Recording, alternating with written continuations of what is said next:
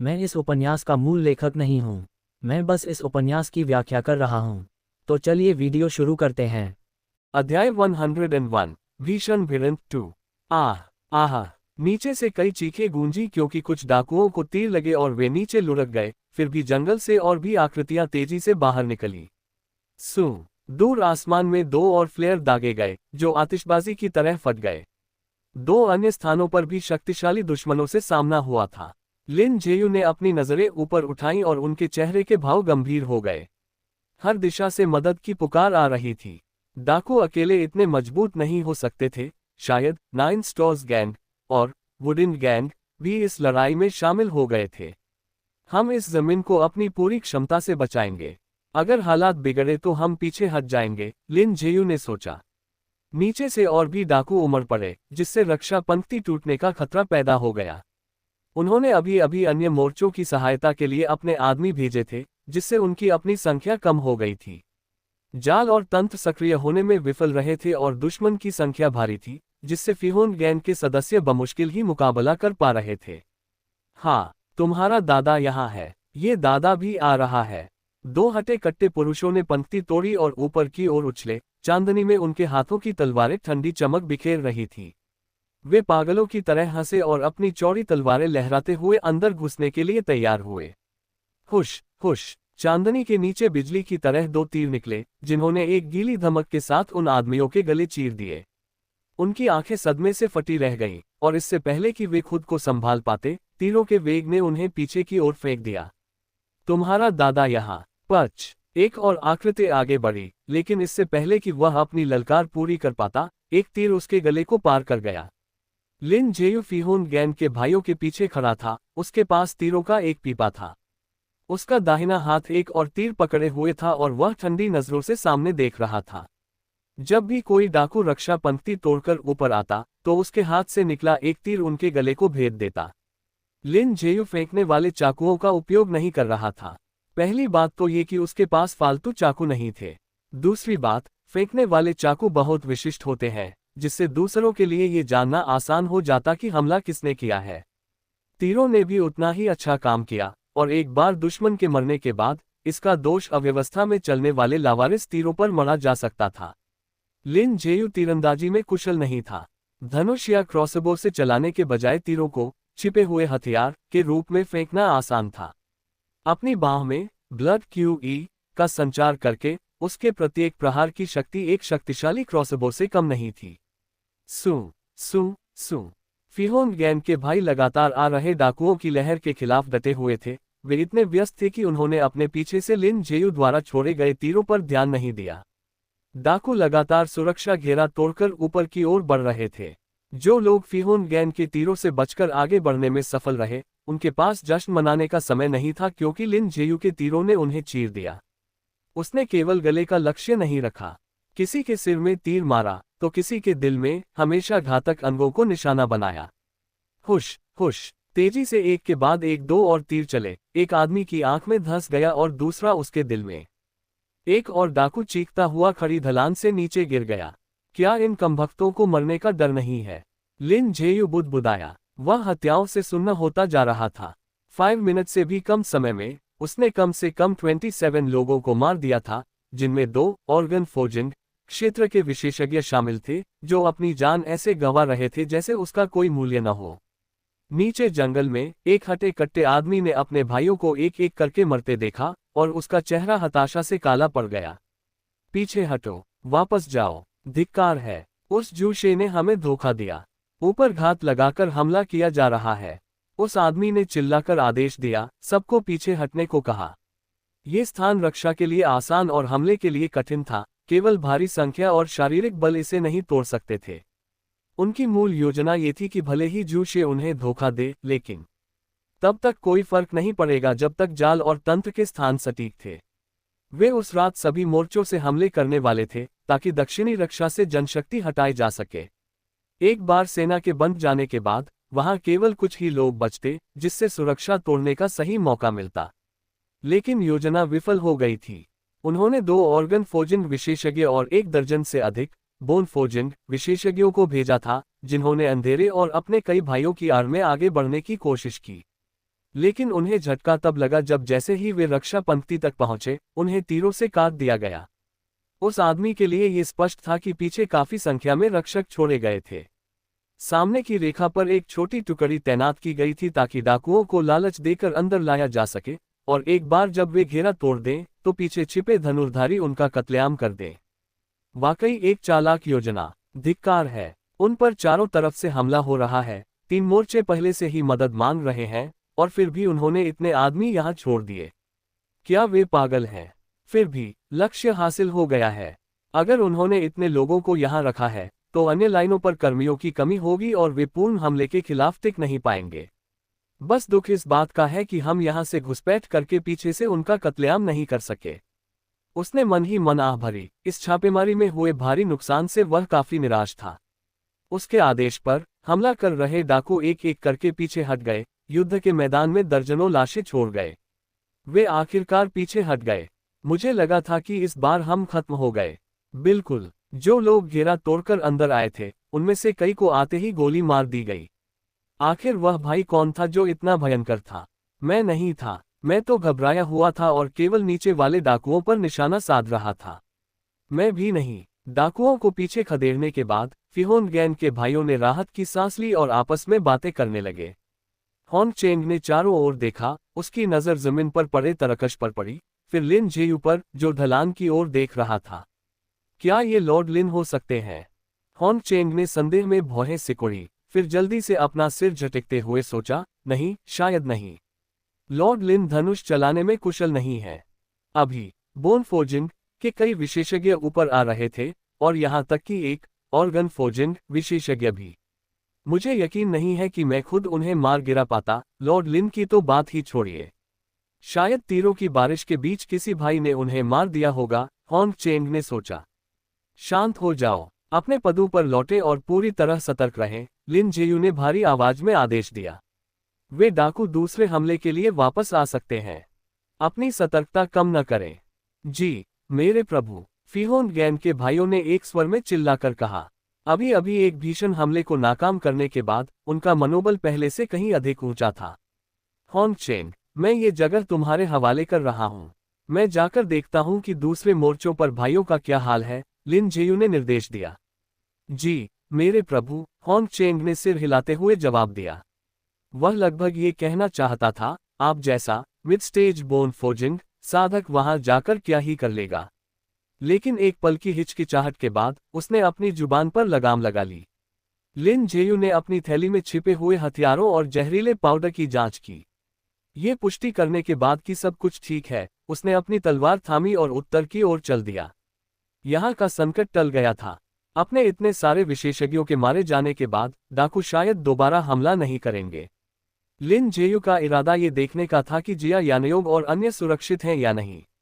सोनगई शहर में उसके बहुत कम असली दोस्त थे। जिया यानयोग, जी जियांग और निंग हुई, वे 3 लोग थे जिनकी गिनती होती थी। अगर उन्हें भी कुछ हो गया तो उनके साथ मनोरंजन गृहों में जाने वाला कोई नहीं बचेगा और जीवन का काफी आनंद खत्म हो जाएगा। लिन जेयू बैशी पर्वत की उत्तरी ढलान पर पहुंचा, जहां जिया यानयोग और अन्य लोग तैनात थे। रास्ते में सब कुछ पूरी तरह बिखरा हुआ था। भाई लिन, तुम यहाँ क्या कर रहे हो? तुम्हारे प्रभार वाला क्षेत्र कैसा है? जिया यानयोग ने लिन जेयू को देखते हुए हैरानी से पूछा। सब ठीक है। डाकुओं के एक समूह ने छापेमारी की कोशिश की थी, लेकिन हमने उन्हें खदेड़ दिया। क्या तुमने यहाँ कुमुक रीइंफोर्समेंट्स के लिए नहीं बुलाया था? यहाँ इतने कम लोग क्यों हैं? बाकी सब कहाँ गए? लिन जेयू ने चारों ओर उलझन में देखते हुए पूछा। बाकी लोग पूर्वी और पश्चिमी रक्षा क्षेत्रों की सहायता के लिए चले गए। उन्होंने भी संकट के संकेत भेजे थे। शुरू में यहाँ हमारा सामना एक जीवित लाश से हुआ था, लेकिन लॉर्ड रेन जी उसे फुसलाकर दूर ले गए। अब बाहर केवल वे डाकू बचे हैं जो हमला किए बिना हमें घेरे हुए हैं। जिया यानयोग ने रक्षा पंक्ति के पार छिपी हुई आकृतियों की ओर इशारा किया। वे डाकू थे जो भेड़ियों की तरह उन्हें देख रहे थे, लेकिन हमला करने की कोई हरकत नहीं कर रहे थे। वे स्पष्ट रूप से उसके समूह को वहां फंसाए रखने के लिए थे। क्या एक जीवित लाश को दिमागहीन नहीं माना जाता? एक जीवित लाश डाकुओं के साथ कैसे काम कर रही है? लिन जेयू ने हैरानी से पूछा। वे उसे यहाँ क्यूई और रक्त से लदे घोड़ों की मदद से फुसलाकर लाए हैं। मुझे नहीं पता कि उन्होंने ये कैसे किया। केवल घोड़े इतनी दूर से एक जीवित लाश को खींचने के लिए पर्याप्त नहीं होने चाहिए, जिया यानेयोग ने भौहें सिकुड़ते हुए जवाब दिया, वह भी स्पष्ट रूप से उलझन में था। लॉर्ड रेनजी और जीवित लाश के बीच कौन अधिक मजबूत है? लिन जेयू ने उत्सुकता से पूछा। यदि वह रेनजी और जीवित लाश के बीच शक्ति के अंतर को समझ सके, तो वह इसका उपयोग यह मापने के लिए कर सकता है कि वह खुद ऐसे जीव का मुकाबला करने से कितना दूर है। लॉर्ड रेनजी बहुत मजबूत हैं, उन्होंने अपने कांटेदार क्लब के एक ही वार से जीवित लाश को दूर फेंक दिया। लेकिन उस जीव का शरीर पीतल और लोहे जैसा है, उस पर तलवारों या हथियारों का कोई असर नहीं होता। दूर फेंक दिए जाने के बाद भी उसे कोई चोट नहीं आई और वह उतना ही भयंकर बना रहा। अगर वे अंत तक आमने सामने लड़ते, तो लॉर्ड रेनजी निश्चित रूप से हार जाते। इसीलिए उनके पास जीवित लाश को फुसलाकर दूर ले जाने के अलावा कोई विकल्प नहीं था। लॉर्ड क्यू पर उस जीव की हथेली से एक बार प्रहार हुआ था। उनकी छाती काली पड़ गई है और उनका शरीर अकड़ गया है। मुझे नहीं पता कि वे ठीक होंगे या नहीं, जिया यानेयोग ने कहा। यदि जीवित लाश को लॉर्ड रेनजी के कांटेदार क्लब के एक ही वार से उड़ाया जा सकता है, तो उसकी ताकत बहुत ज्यादा नहीं होनी चाहिए। वह जीव वास्तव में जिस चीज पर निर्भर है, वह है उसका पीतल और लोहे का शरीर जिस पर हथियारों का असर नहीं होता, और वह जहरीला बेलफुल यिन विष जो उसके भीतर है।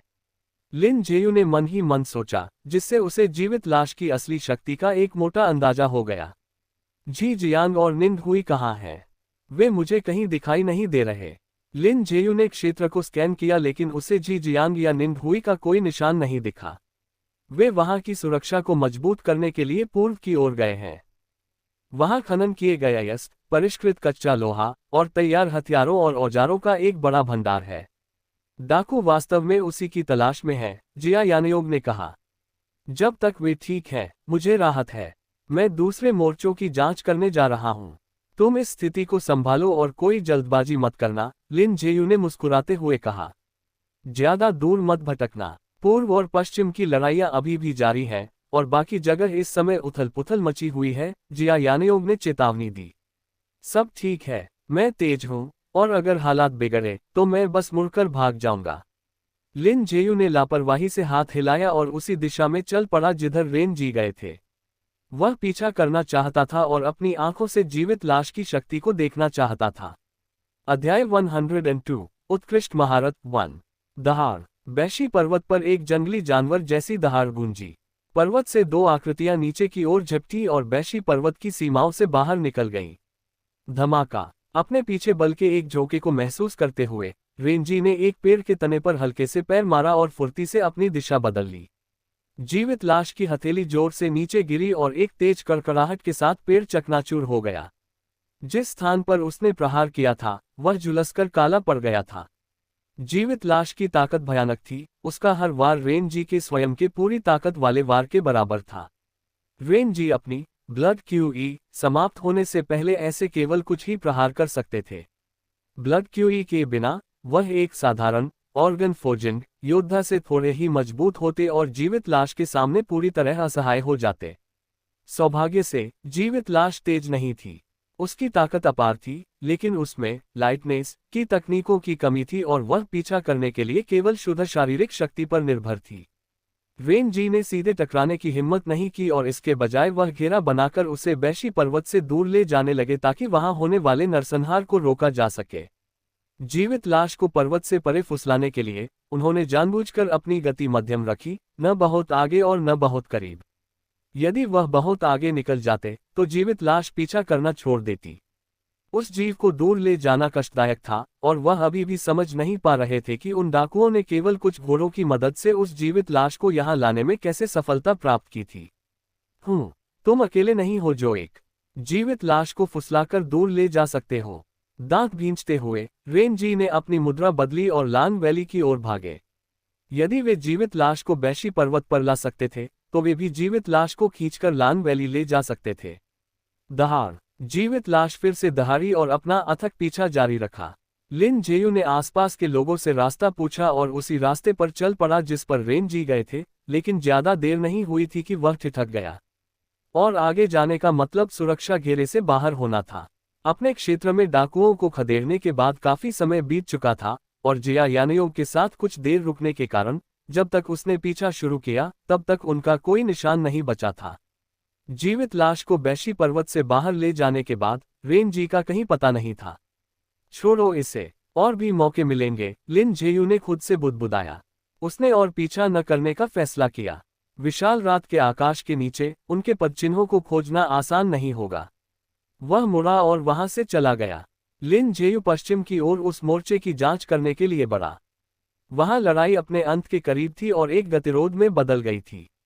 युद्ध तीव्र नहीं था, कोई भीषण झड़प नहीं हुई थी, और मरने वालों की संख्या संभवतः दक्षिण की तुलना में कम थी। उत्तरी रेखा की तरह यह मोर्चा भी आमने सामने के गतिरोध में फंसा था। अब जबकि बैशी पर्वत के अन्य 3 मोर्चे स्थिर थे, केवल पूर्वी रेखा ही चिंता का विषय बनी हुई थी। लिन जेयू मुड़ा और पूर्व की ओर चल पड़ा। पूर्वी रक्षा रेखा पर लड़ाई किसी भी अन्य स्थान की तुलना में कहीं अधिक तीव्र थी। रक्षा की पहली पंक्ति पहले ही टूट चुकी थी और लड़ाई हथियारों और लोहे के सामान के भंडारण क्षेत्र तक पहुंच गई थी, जहां दूसरी पंक्ति अभी भी टिकी हुई थी। जमीन पर सैकड़ों लाशें बिखरी हुई थीं। लिन जेयू ने लगभग 200 लाशें गिनी। मृतकों में डाकू, नकाबपोश काले कपड़ों वाले आदमी और फिहोन गैंग के सदस्य थे, हालांकि उनमें से अधिकांश डाकू थे। फिहोन गैंग के सदस्य एकजुट हो गए थे और गोदाम और दूसरी पंक्ति के चारों ओर अपनी सुरक्षा घेरा बना लिया था। दूर से लिन जेयू ने उनके बीच नींद हुई और जी जियान को देखा। उन्हें कुछ चोटें आई थीं, लेकिन कुछ भी गंभीर नहीं था। वह मदद के लिए अंदर नहीं गया और केवल दूर से निरीक्षण किया और फिर वहां से चला गया। जू यंगहाओ, जो ब्लड क्यूई क्षेत्र के मास्टर थे, गिरोह के अधिकांश ऑर्गन फोर्जिंग विशेषज्ञों के साथ वहां मौजूद थे। उनकी संयुक्त ताकत पर्याप्त से अधिक थी। अब पूर्वी रक्षा रेखा भी गतिरोध में बदल गई थी। जब तक अन्य 3 मोर्चे संभले हुए थे और वे दोनों ओर से घिरने से बच रहे थे, तब तक कोई बड़ी समस्या नहीं होने वाली थी। डाकुओं की कतारों में कई ऐसे लोग भी शामिल थे जो वास्तव में डाकू नहीं थे। हालांकि उनकी संख्या अधिक नहीं थी। अन्य गुटों ने बहुत अधिक लोगों को तैनात करने की हिम्मत नहीं की थी। बहुत बड़ी ताकत अवांछित ध्यान आकर्षित करती। यदि उन पर डाकुओं के साथ मिलीभगत का आरोप लगता तो परिणाम गंभीर होते। धिक्कार है, बेकार कचरे का झुंड। तुम एक साधारण रक्षा पंक्ति को भी नहीं तोड़ सके। शिंग जियुवान ने कोसा, उसकी आंखें हताशा से भरी थीं। उसने रक्षा पंक्ति टूटते ही बैशी पर्वत में घुसने, लिन जेयू को पकड़ने और शिंग जिंगलों की मौत के बारे में सुराग पाने के लिए उससे पूछताछ करने की योजना बनाई थी। लेकिन अब वे रक्षा की दूसरी पंक्ति के बाहर ही फंसे हुए थे। क्या अन्य पंक्तियों पर हमला करने वाले भाई भी विफल हो गए हैं? आगे चल रहे व्यक्ति ने अपनी भौहें सिकोड़ते हुए और गंभीर चेहरे के साथ पूछा। उन्होंने इस हमले के लिए पूरी तैयारी की थी, यहां तक कि एक जीवित लाश को फुसलाने तक की हद तक गए थे, फिर भी वे विफल रहे। दक्षिण से हमला करने वाले भाई भी विफल हो गए। वहां तो हमने अपने अधिकांश विशिष्ट योद्धाओं को इकट्ठा किया था। मैंने तुमसे कहा था कि अपनी सेना को विभाजित करना और वह ध्यान भटकाने वाली रणनीति बेकार है। हमें अपनी पूरी ताकत के साथ एक ही पंक्ति को तोड़ना चाहिए था, लेकिन तुमने नहीं सुनी। एक अन्य व्यक्ति चिल्लाया, धिक्कार है, अगर हमने तुम्हारे तरीके से किया होता तो अब हमारे पास और भी लाशें होती। तुमने क्या कहा? क्या तुम लड़ना चाहते हो? मुझे मंजूर है। तुम्हें क्या लगता है मैं डरता हूं? बस करो, नेता चिल्लाया। उसका लहजा तीखा था और चेहरा गुस्से से विकृत था। ये बेमेल भीड़ गठबंधन बनाने के बाद भी एक अस्त व्यस्त समूह ही थी। वे रेत के ढेर की तरह थे जो आपस में जुड़ नहीं सकते थे। पीछे हटो, अगर हम इस बार विफल हुए हैं तो हम किसी और मौके की तलाश करेंगे, उस आदमी ने अपने दांत भींचते हुए ठंडे स्वर में कहा। कितना बेकार झुंड है, झाओ वेचुआन ने पास के एक कुंज से झुंझलाहट में बुदबुदाया, जहां वह और 1 दर्जन से अधिक विशेषज्ञ इकट्ठा हुए थे। उसने योजना बनाई थी कि एक बार जब ये मूर्ख बैशी पर्वत की सुरक्षा तोड़ देंगे तो वह अराजकता के बीच घुस जाएगा और अपने लिए कुछ लूट हासिल कर लेगा। वे पूरी तरह से डाकू ही हैं। भले ही उनके पीछे नाइन नीदर संप्रदाय का नाम हो, वे फिर भी केवल एक भीड़ है। गठबंधन इसे नहीं बदलेगा, वे कभी कुछ बड़ा नहीं कर पाएंगे। झाओ वेकुन ने तिरस्कार के साथ अपना हाथ हिलाया और कहा, चलो चलें। आज रात कुछ नहीं होने वाला। डाकुओं के जाने के बाद फिहोन गैंग के सदस्यों ने आखिरकार राहत की सांस ली। वे युद्ध क्षेत्र को साफ करने और अपने शहीद भाइयों के शवों की देखभाल करने लगे। अगली सुबह लॉर्ड लिन जू शे ने लिन जेयू का अभिवादन किया, हालांकि उसके चेहरे से वह सामान्य चापलूसी भरी मुस्कान गायब थी। उसे कुछ चोटें आई थीं, लेकिन उनमें से कोई भी गंभीर नहीं थी। तुम ठीक तो हो? तुम पीले दिख रहे हो, लिन जेयू ने कहा। नहीं, मैं ठीक हूँ, जू शे हकलाया। उसने शब्द तो कहे, लेकिन अंदर ही अंदर चिंता उसे खाए जा रही थी। वह अच्छी तरह जानता था कि वे डाकू पत्थर दिल कातिल थे जो कत्लेआम करने में संकोच नहीं करते थे। वह वही था जिसने दक्षिण रक्षा पंक्ति का विवरण उन्हें लीक किया था, और वह वही था जो अन्य मोर्चों का समर्थन करने के लिए पुरुषों को दूर ले गया था। दक्षिण रेखा पर इतने कम रक्षक बचे होने के कारण उन्हें कभी भी इसे संभालने में सक्षम नहीं होना चाहिए था। क्या ऐसा हो सकता है कि डाकुओं ने दक्षिण रेखा के खिलाफ केवल दिखावा किया हो और अपना मुख्य हमला कहीं और केंद्रित किया हो? जू शे ने सोचा। यही एकमात्र उम्मीद थी जिससे वह चिपक सकता था। यदि ऐसा नहीं था तो वह खत्म हो गया था। मेरे प्रभु, हमने शवों को हटाने का काम पूरा कर लिया है। हमने कल रात 2 भाई खो दिए और 13 अन्य को मामूली चोटें आईं। लेकिन हमारी जीत एक शानदार जीत थी। हमने 59 डाकुओं को मार गिराया, जिनमें 18 बोन फोजिंग विशेषज्ञ और 3 ऑर्गन फोजिंग विशेषज्ञ शामिल थे। होंग चेंग ने उत्साहपूर्वक रिपोर्ट दी। ऐसे परिणामों के साथ वे योग्यता की गणना होने पर उदार पुरस्कारों की उम्मीद कर सकते थे। शानदार, तुम सबने कड़ी मेहनत की है, लिन जेयू ने होंग चेंग के कंधे को थपथपाते हुए कहा। जैसे ही होंग चेंग की बात जू शे के कानों में पड़ी, उसका दिमाग सुन्न हो गया। 18 बोन फोजिंग विशेषज्ञ और 3 ऑर्गन फोजिंग विशेषज्ञ, वे निस्संदेह डाकुओं के विशिष्ट योद्धा थे। ये केवल दिखावा नहीं हो सकता था। इसका मतलब था कि डाकुओं ने उसकी जानकारी के आधार पर दक्षिण रेखा पर अपना मुख्य हमला किया था, फिर भी वे विफल रहे और उन्हें विनाशकारी नुकसान झेलना पड़ा। ये कैसे संभव है? जू शे पूरी तरह से अविश्वास में था। मैंने उन्हें जाल और तंत्र के स्थान दिए थे, तो इतने कम आदमी इतने सारे विशिष्ट योद्धाओं को कैसे मार सकते थे? क्या वे डाकू पूरी तरह बेवकूफ थे? जू शे के दिल में घबराहट बढ़ गई। वे डाकू निश्चित रूप से सोचेंगे कि उसने उन्हें गलत जानकारी दी है, या उससे भी बुरा, अपनी योजनाओं को लीक करके और दक्षिण में घात लगाने में मदद करके उन्हें धोखा दिया है। अब वह बर्बाद हो गया था। जू शे ने थूक निगला और मन ही मन बुदबुदाया, ज्यादा से ज्यादा, मैं अब से मुख्य फिहोन गैंग समूह के साथ ही रहूंगा और फिर कभी शहर से अकेला बाहर नहीं निकलूंगा। वे कमीने मुझे पकड़ने के लिए सोनगई शहर में तो नहीं घुसेंगे, है ना? इस विचार ने जू शे को गहरा अशांत कर दिया। तुम्हें यकीन है कि तुम ठीक हो? शायद तुम्हें आराम करने के लिए कुछ और दिन की छुट्टी लेनी चाहिए, लिन जेयू ने उसके कंधे थपथपाते हुए कहा। उसने देखा कि जू शे कितना पीला दिख रहा था। नहीं, कोई जरूरत नहीं है। मैं ठीक हूँ, सच में। मुझे आराम की जरूरत नहीं है। जू शे ने अपना हाथ हिलाया और जल्दी से कहा, देखा, मैं ठीक हूँ। इससे मेरे हिलने डुलने पर भी कोई फर्क नहीं पड़ता। अच्छा है, यही मायने रखता है, लिन जेयू ने सिर हिलाते हुए जवाब दिया। इस आदमी का व्यवहार बहुत ही असामान्य है, निश्चित रूप से कुछ गड़बड़ है। लिन जेयू ने बाद में जू चुवानलियांग को इस बारे में बताने और उन्हें जांच करने देने का फैसला किया। उसका खुद शामिल होने का कोई इरादा नहीं था।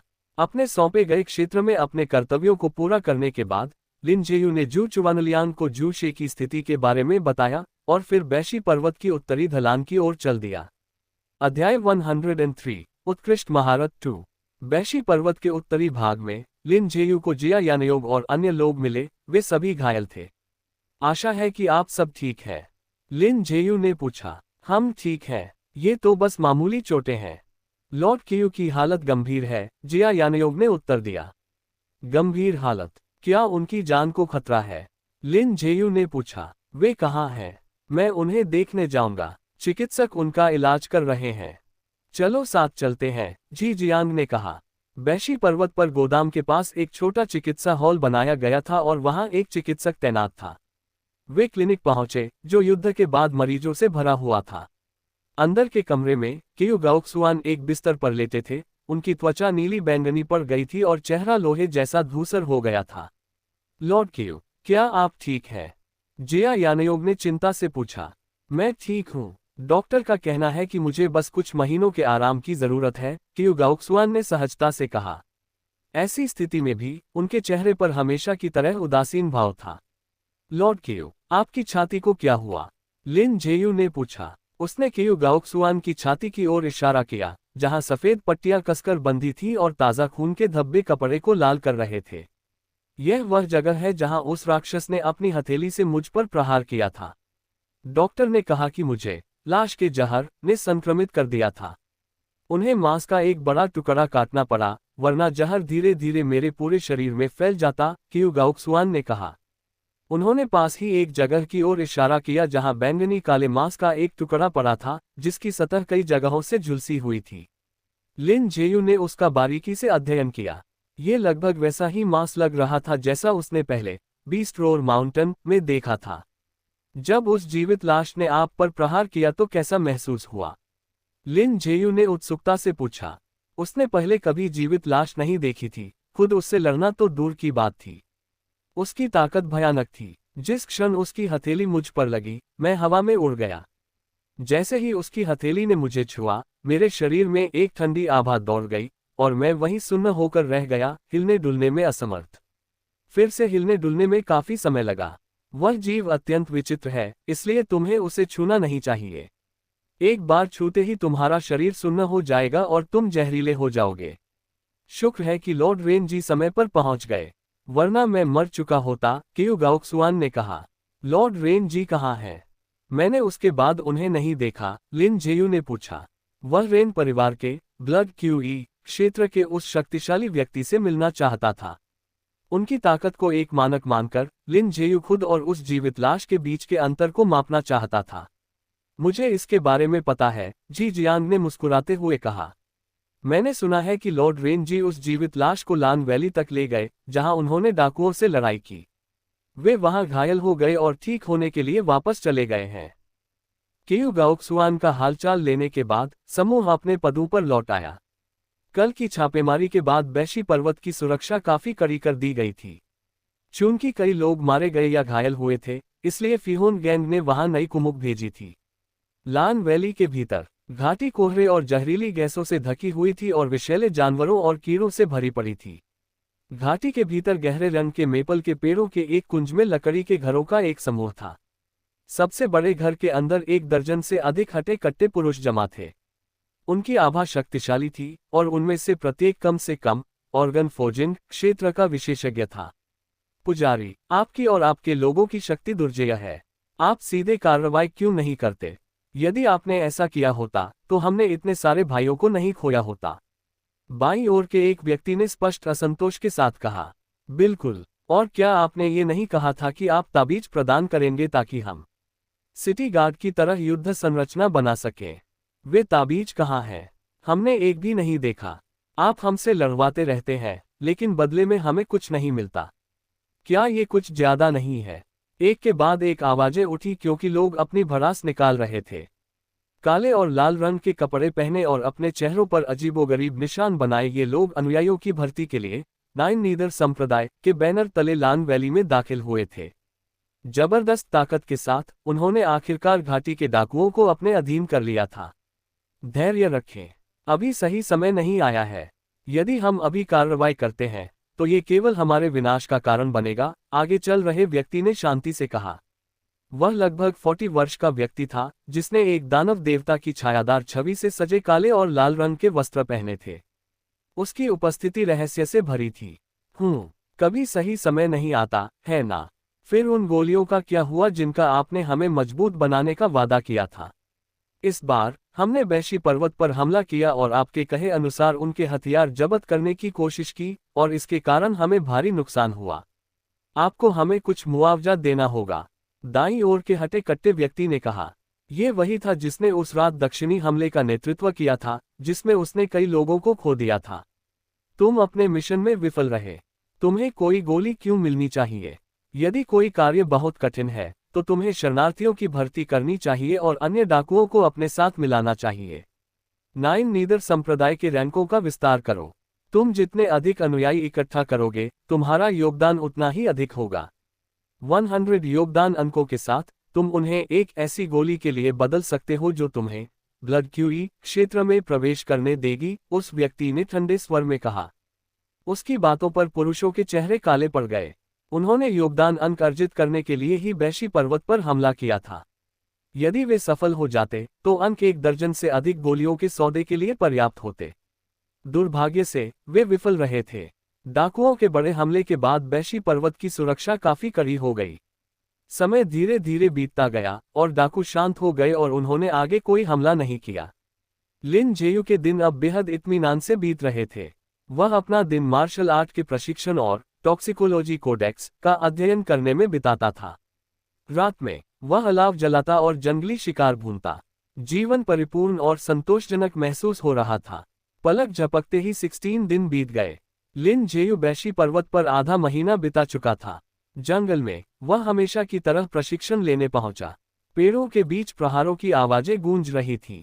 लिन जेयू के शरीर के भीतर बहती ब्लड क्यूई विशाल थी और जैसे ही यह उसकी रगों में प्रवाहित होती, एक हल्की गरजती हुई गुनगुनाहट पैदा करती। 4 दिन पहले उसने आखिरकार ब्लड क्यूई के पहले परिवर्तन को हासिल कर लिया था और उसकी ताकत चौथे चरण की पूर्णता की तुलना में दोगुनी से अधिक हो गई थी। हुशश! लिन जेयू का मुक्का आगे बढ़ा, जिससे ब्लड क्यूई का एक जबरदस्त प्रवाह निकला और बल का एक झोंका बाहर की ओर गूंज उठा। उसने बिना किसी रोक टोक के अपनी ब्लड क्यूई का प्रदर्शन किया। पहले परिवर्तन तक पहुंचने के बाद वह लगभग 10 मिनट तक पूरी ताकत से लड़ सकता था। उसके बाद उसके शरीर के भीतर की ब्लड क्यूई पूरी तरह समाप्त हो जाएगी। 6 घंटे बाद लिन जेयू अपनी सांसें थामने के लिए रुका। उसे एहसास हुआ कि उसकी सीमाओं को लांघने का समय एक बार फिर बढ़ गया है।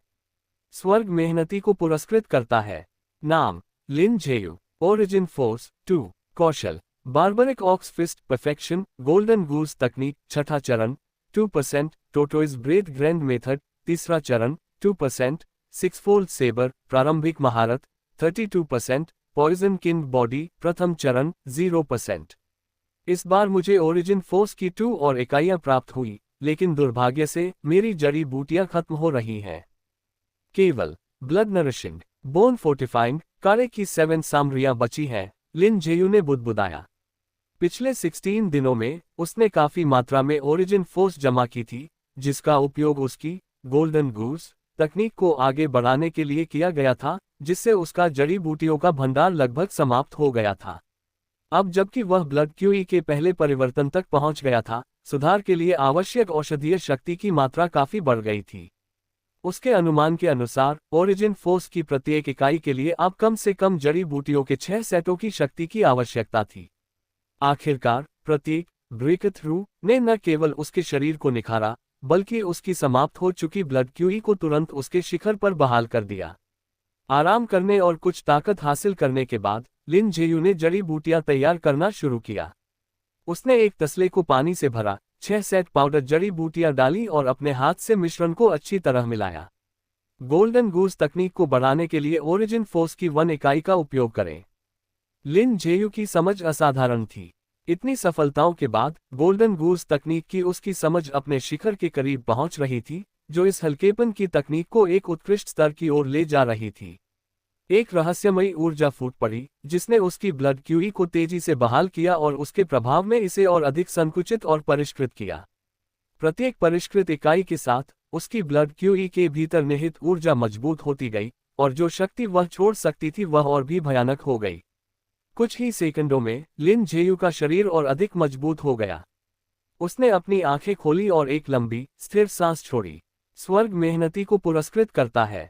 नाम लिन जेयू। ओरिजिन फोर्स 1 कौशल barbaric ox fist perfection golden goose तकनीक छठा चरण 12% टोटोइज ब्रेथ ग्रैंड मेथड तीसरा चरण 2% 6 फोल्ड सेबर प्रारंभिक महारत 32% पॉइजन किंग बॉडी प्रथम चरण 0%। इसमें केवल 10% का सुधार हुआ। क्या इसका मतलब यह नहीं होगा कि मुझे 7वें चरण तक पहुंचने के लिए ओरिजिन फोर्स की पूरी 10 इकाइयों की आवश्यकता होगी? लिन जेयू ने खुद से बुदबुदाया। उसे लगने लगा था कि गोल्डन गूस तकनीक के बाद के चरणों में शक्ति की कमी है। वह इसे जितना अधिक साधता गया, उसकी प्रगति उतनी ही धीमी होती गई।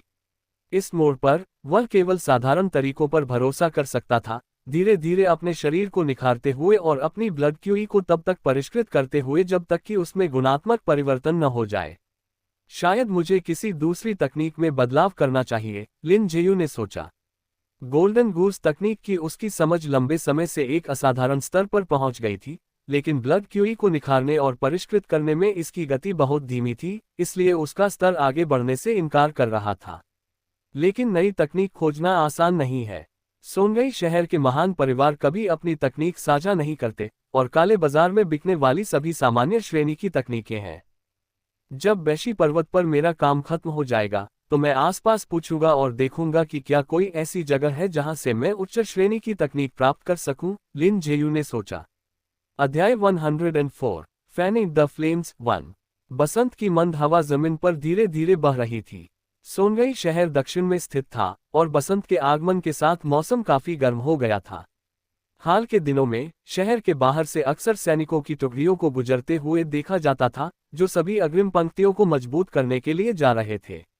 इन सैनिकों के दृश्य ने लोगों के दिलों में समाये डर और तनाव को थोड़ा कम कर दिया। इतने सारे सैनिक मोर्चे की सहायता के लिए जा रहे हैं, तो निश्चित रूप से विद्रोही सेना लंबे समय तक बेलगाम नहीं रहेगी, है ना? अपने पिछले बड़े हमले के बाद से डाकुओं को भारी नुकसान हुआ था। उनके कई विशिष्ट योद्धा मारे गए थे, जिससे उन्हें पीछे हटने और संभलने के लिए मजबूर होना पड़ा। उसके बाद के दिनों में बैशी पर्वत शांत रहा और कोई बड़ी झड़प नहीं हुई। समय बीतता गया और देखते ही देखते पूरा 1 महीना निकल गया। लिन जेयू और उसके साथियों की तैनाती की अवधि समाप्त हो गई थी, इसलिए उन्होंने अपनी वापसी की यात्रा शुरू की। शहर के बाहर 200 से अधिक पुरुषों की एक कतार धीरे धीरे सोनगई शहर की ओर बढ़ रही थी। आखिरकार हम वापस आ गए। वह मनहूस जगह दम घोटने वाली थी। मैं 100 फ्लावर्स पवेलियन में 3 दिन और 3 रातें बिताने वाला हूँ, जिया यानयोग ने उत्साह से चिल्लाकर कहा। जरा संभल के, जी जियांग ने एक नजर डालते हुए बुदबुदाया। हे, जिया यानयोग ने डींग मारते हुए ठहाका लगाया। तुम? निंग हुई जोर से हंस पड़ा। जब भी ये समूह साथ होता था, वे अक्सर मनोरंजन के लिए एक दूसरे से बहस करते और चिढ़ाते थे। धिक्कार है, उस दिन मेरा मूड नहीं था। क्या तू लड़ाई करना चाहता है, छोकरे? जिया यानयोग ने गुस्से में चिल्लाकर कहा। नहीं भाई, मेरा भी मूड नहीं है, निंग हुई ने लापरवाही से अपना कान खुजलाते हुए कहा। मेरे पास एक शक्तिशाली टॉनिक है जो गुर्दों को पोषण देता है और पौरुष बढ़ाता है। किसी को चाहिए? लिन जेयू ने गंभीरता से खांसते हुए कहा। हा, जी जियांग और निंग हुई अपनी हंसी नहीं रोक पाए। जिया यानयोग ने लिन जेयू को घूर कर देखा। उसे लड़ाई के लिए चुनौती देने को तैयार था, लेकिन अपनी इच्छा को दबा लिया। वह छोकरा ऐसा था जिसे वह उकसाने का जोखिम नहीं उठा सकता था, और निश्चित रूप से उसे हरा नहीं सकता था। हर बार जब वह लिन जेयू के साथ अभ्यास करता, तो उसे बिना जवाबी हमले का मौका दिए पूरी तरह कुचल दिया जाता था। यह असहनीय रूप से अपमानजनक था। सोनगई शहर की दीवारों के ऊपर कई हटे कट्टे पुरुषों ने लिन जेयू और उसके साथियों को गहरी और संदिग्ध नजरों से शहर में प्रवेश करते हुए देखा। वे 9 नीदर संप्रदाय के मूर्ख बेकार हैं। वे बैशी पर्वत को भी नहीं जीत सके, फिर भी वे अमरता के बारे में बकबक करने की हिम्मत करते हैं। शिंग जिनगोन ने ठंडे स्वर में कहा। वह उस रात साथ गया था, इस इरादे से कि बहती गंगा में हाथ धो लेगा और अराजकता के बीच लिन जेयू को पकड़ लेगा। लेकिन उसे उम्मीद नहीं थी कि वे बेवकूफ नाकाम रहेंगे। नहीं, वे लोग शायद ही 9 नीदर संप्रदाय के सदस्य थे, वे तो बस एक भीड़ थे, संप्रदाय के महज मोहरे। शिंग जिचेंग ने सिर हिलाया और कहा, 9 नीदर संप्रदाय के सच्चे विश्वासी केवल वे कुछ लोग हैं जिनके साथ हम संपर्क में रहे हैं। उनकी ताकत दुर्जेय है। पिताजी, आखिर वे 9 नीदर संप्रदाय के लोग चाहते क्या हैं? शिंग पेंगहाई ने उलझन में पूछा। वह संप्रदाय की हालिया हरकतों का कोई मतलब नहीं निकाल पा रहा था। अनुयायी, वे जो चाहते हैं वह है अधिक से अधिक अनुयायियों की भर्ती करना। क्या तुम जानते हो कि उन कई शरणार्थियों का क्या हुआ जिन्हें कोई सहायता नहीं मिली? एक बड़ी संख्या को 9 नीदर संप्रदाय द्वारा अपनाया गया और लान वैली में बसाया गया, शिंग जिचेंग ने भारी आवाज में कहा। मुझे संदेह है कि विद्रोही सेना के उदय को पर्दे के पीछे से 9 नीदर संप्रदाय द्वारा ही हवा दी गई है। बिल्कुल, ग्रेट वे की स्थापना के बाद से राज्य धर्म को लागू किया गया है, जबकि अन्य संप्रदायों को दबाया और खत्म किया गया है। 9 नीदर संप्रदाय केवल तभी बढ़ने की उम्मीद कर सकता है जब वह विद्रोही सेना के उभार के दौरान चुपके से साय में विस्तार करे, शिंग जियुआन ने सहमति में सिर हिलाते हुए कहा। वह लड़का लौट आया है। तुम्हारी क्या योजना है? शिंग जिचेंग ने शिंग जियुआन की ओर मुड़कर पूछा। शिंग जिचेंग और शिंग जियुआन सगे भाई थे और उनके बीच गहरा रिश्ता था। यही कारण था कि शिंग जिनगोन और शिंग जिंगलों के शिंग पेंगहाई के साथ इतने अच्छे संबंध थे। मैं अब और इंतजार नहीं करूंगा। मैं खुद उसे पकड़ूंगा और पूछताछ करूंगा। शायद मैं कुछ सुराग निकाल सकूं, शिन जियुआन ने कहा। इतना समय बीत चुका था, फिर भी परिवार के बुजुर्गों की जांच में शिन जिंगलों की मौत के बारे में कोई सुराग नहीं मिला था। उसका अब और इंतजार करने का कोई इरादा नहीं था। सोनगई शहर लौटने पर सीनियर भाई हान मो पहले ही डाकुओं का दमन करने के लिए बाहर जा चुके थे, इसलिए लिन जेयू उनसे नहीं मिल सका। उसने ओल्ड मास्टर चेन से मिलने के लिए कुछ समय निकाला, जिनका चेहरा अभी भी लाल और शरीर मजबूत था, और वे उसी दिन 100 फ्लावर्स पवेलियन की एक इत्मीनान भरी यात्रा से लौटे थे। पहले की तरह सोनगई शहर में वापस आने पर लिन जेयू और उसके समूह को एक बार फिर बाईवे स्ट्रीट और पास की कई सड़कों पर व्यवस्था बनाए रखने का काम सौंपा गया। हालांकि क्यू गाओक्सुआन गंभीर रूप से घायल हो गए थे और उन्हें स्वस्थ होने के लिए समय चाहिए था। इसके अलावा बैशी पर्वत की लड़ाई के बाद उन्होंने 2 ऑर्गन फोर्जिंग विशेषज्ञ और 1 दर्जन से अधिक बोन फोर्जिंग योद्धा खो दिए थे, जिससे उनके पास लोगों की कमी हो गई थी। अगला दिन सू सू सू आंगन में ठंडी चमक कौंधी।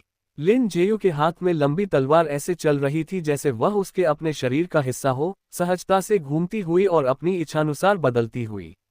गोल्डन गूस तकनीक की उसकी समझ एक उत्कृष्ट स्तर पर पहुंच गई थी, इसलिए उसकी हरकतें हल्की और अप्रत्याशित थीं, और वह बिना किसी प्रयास के आगे बढ़ सकता था और पीछे हट सकता था।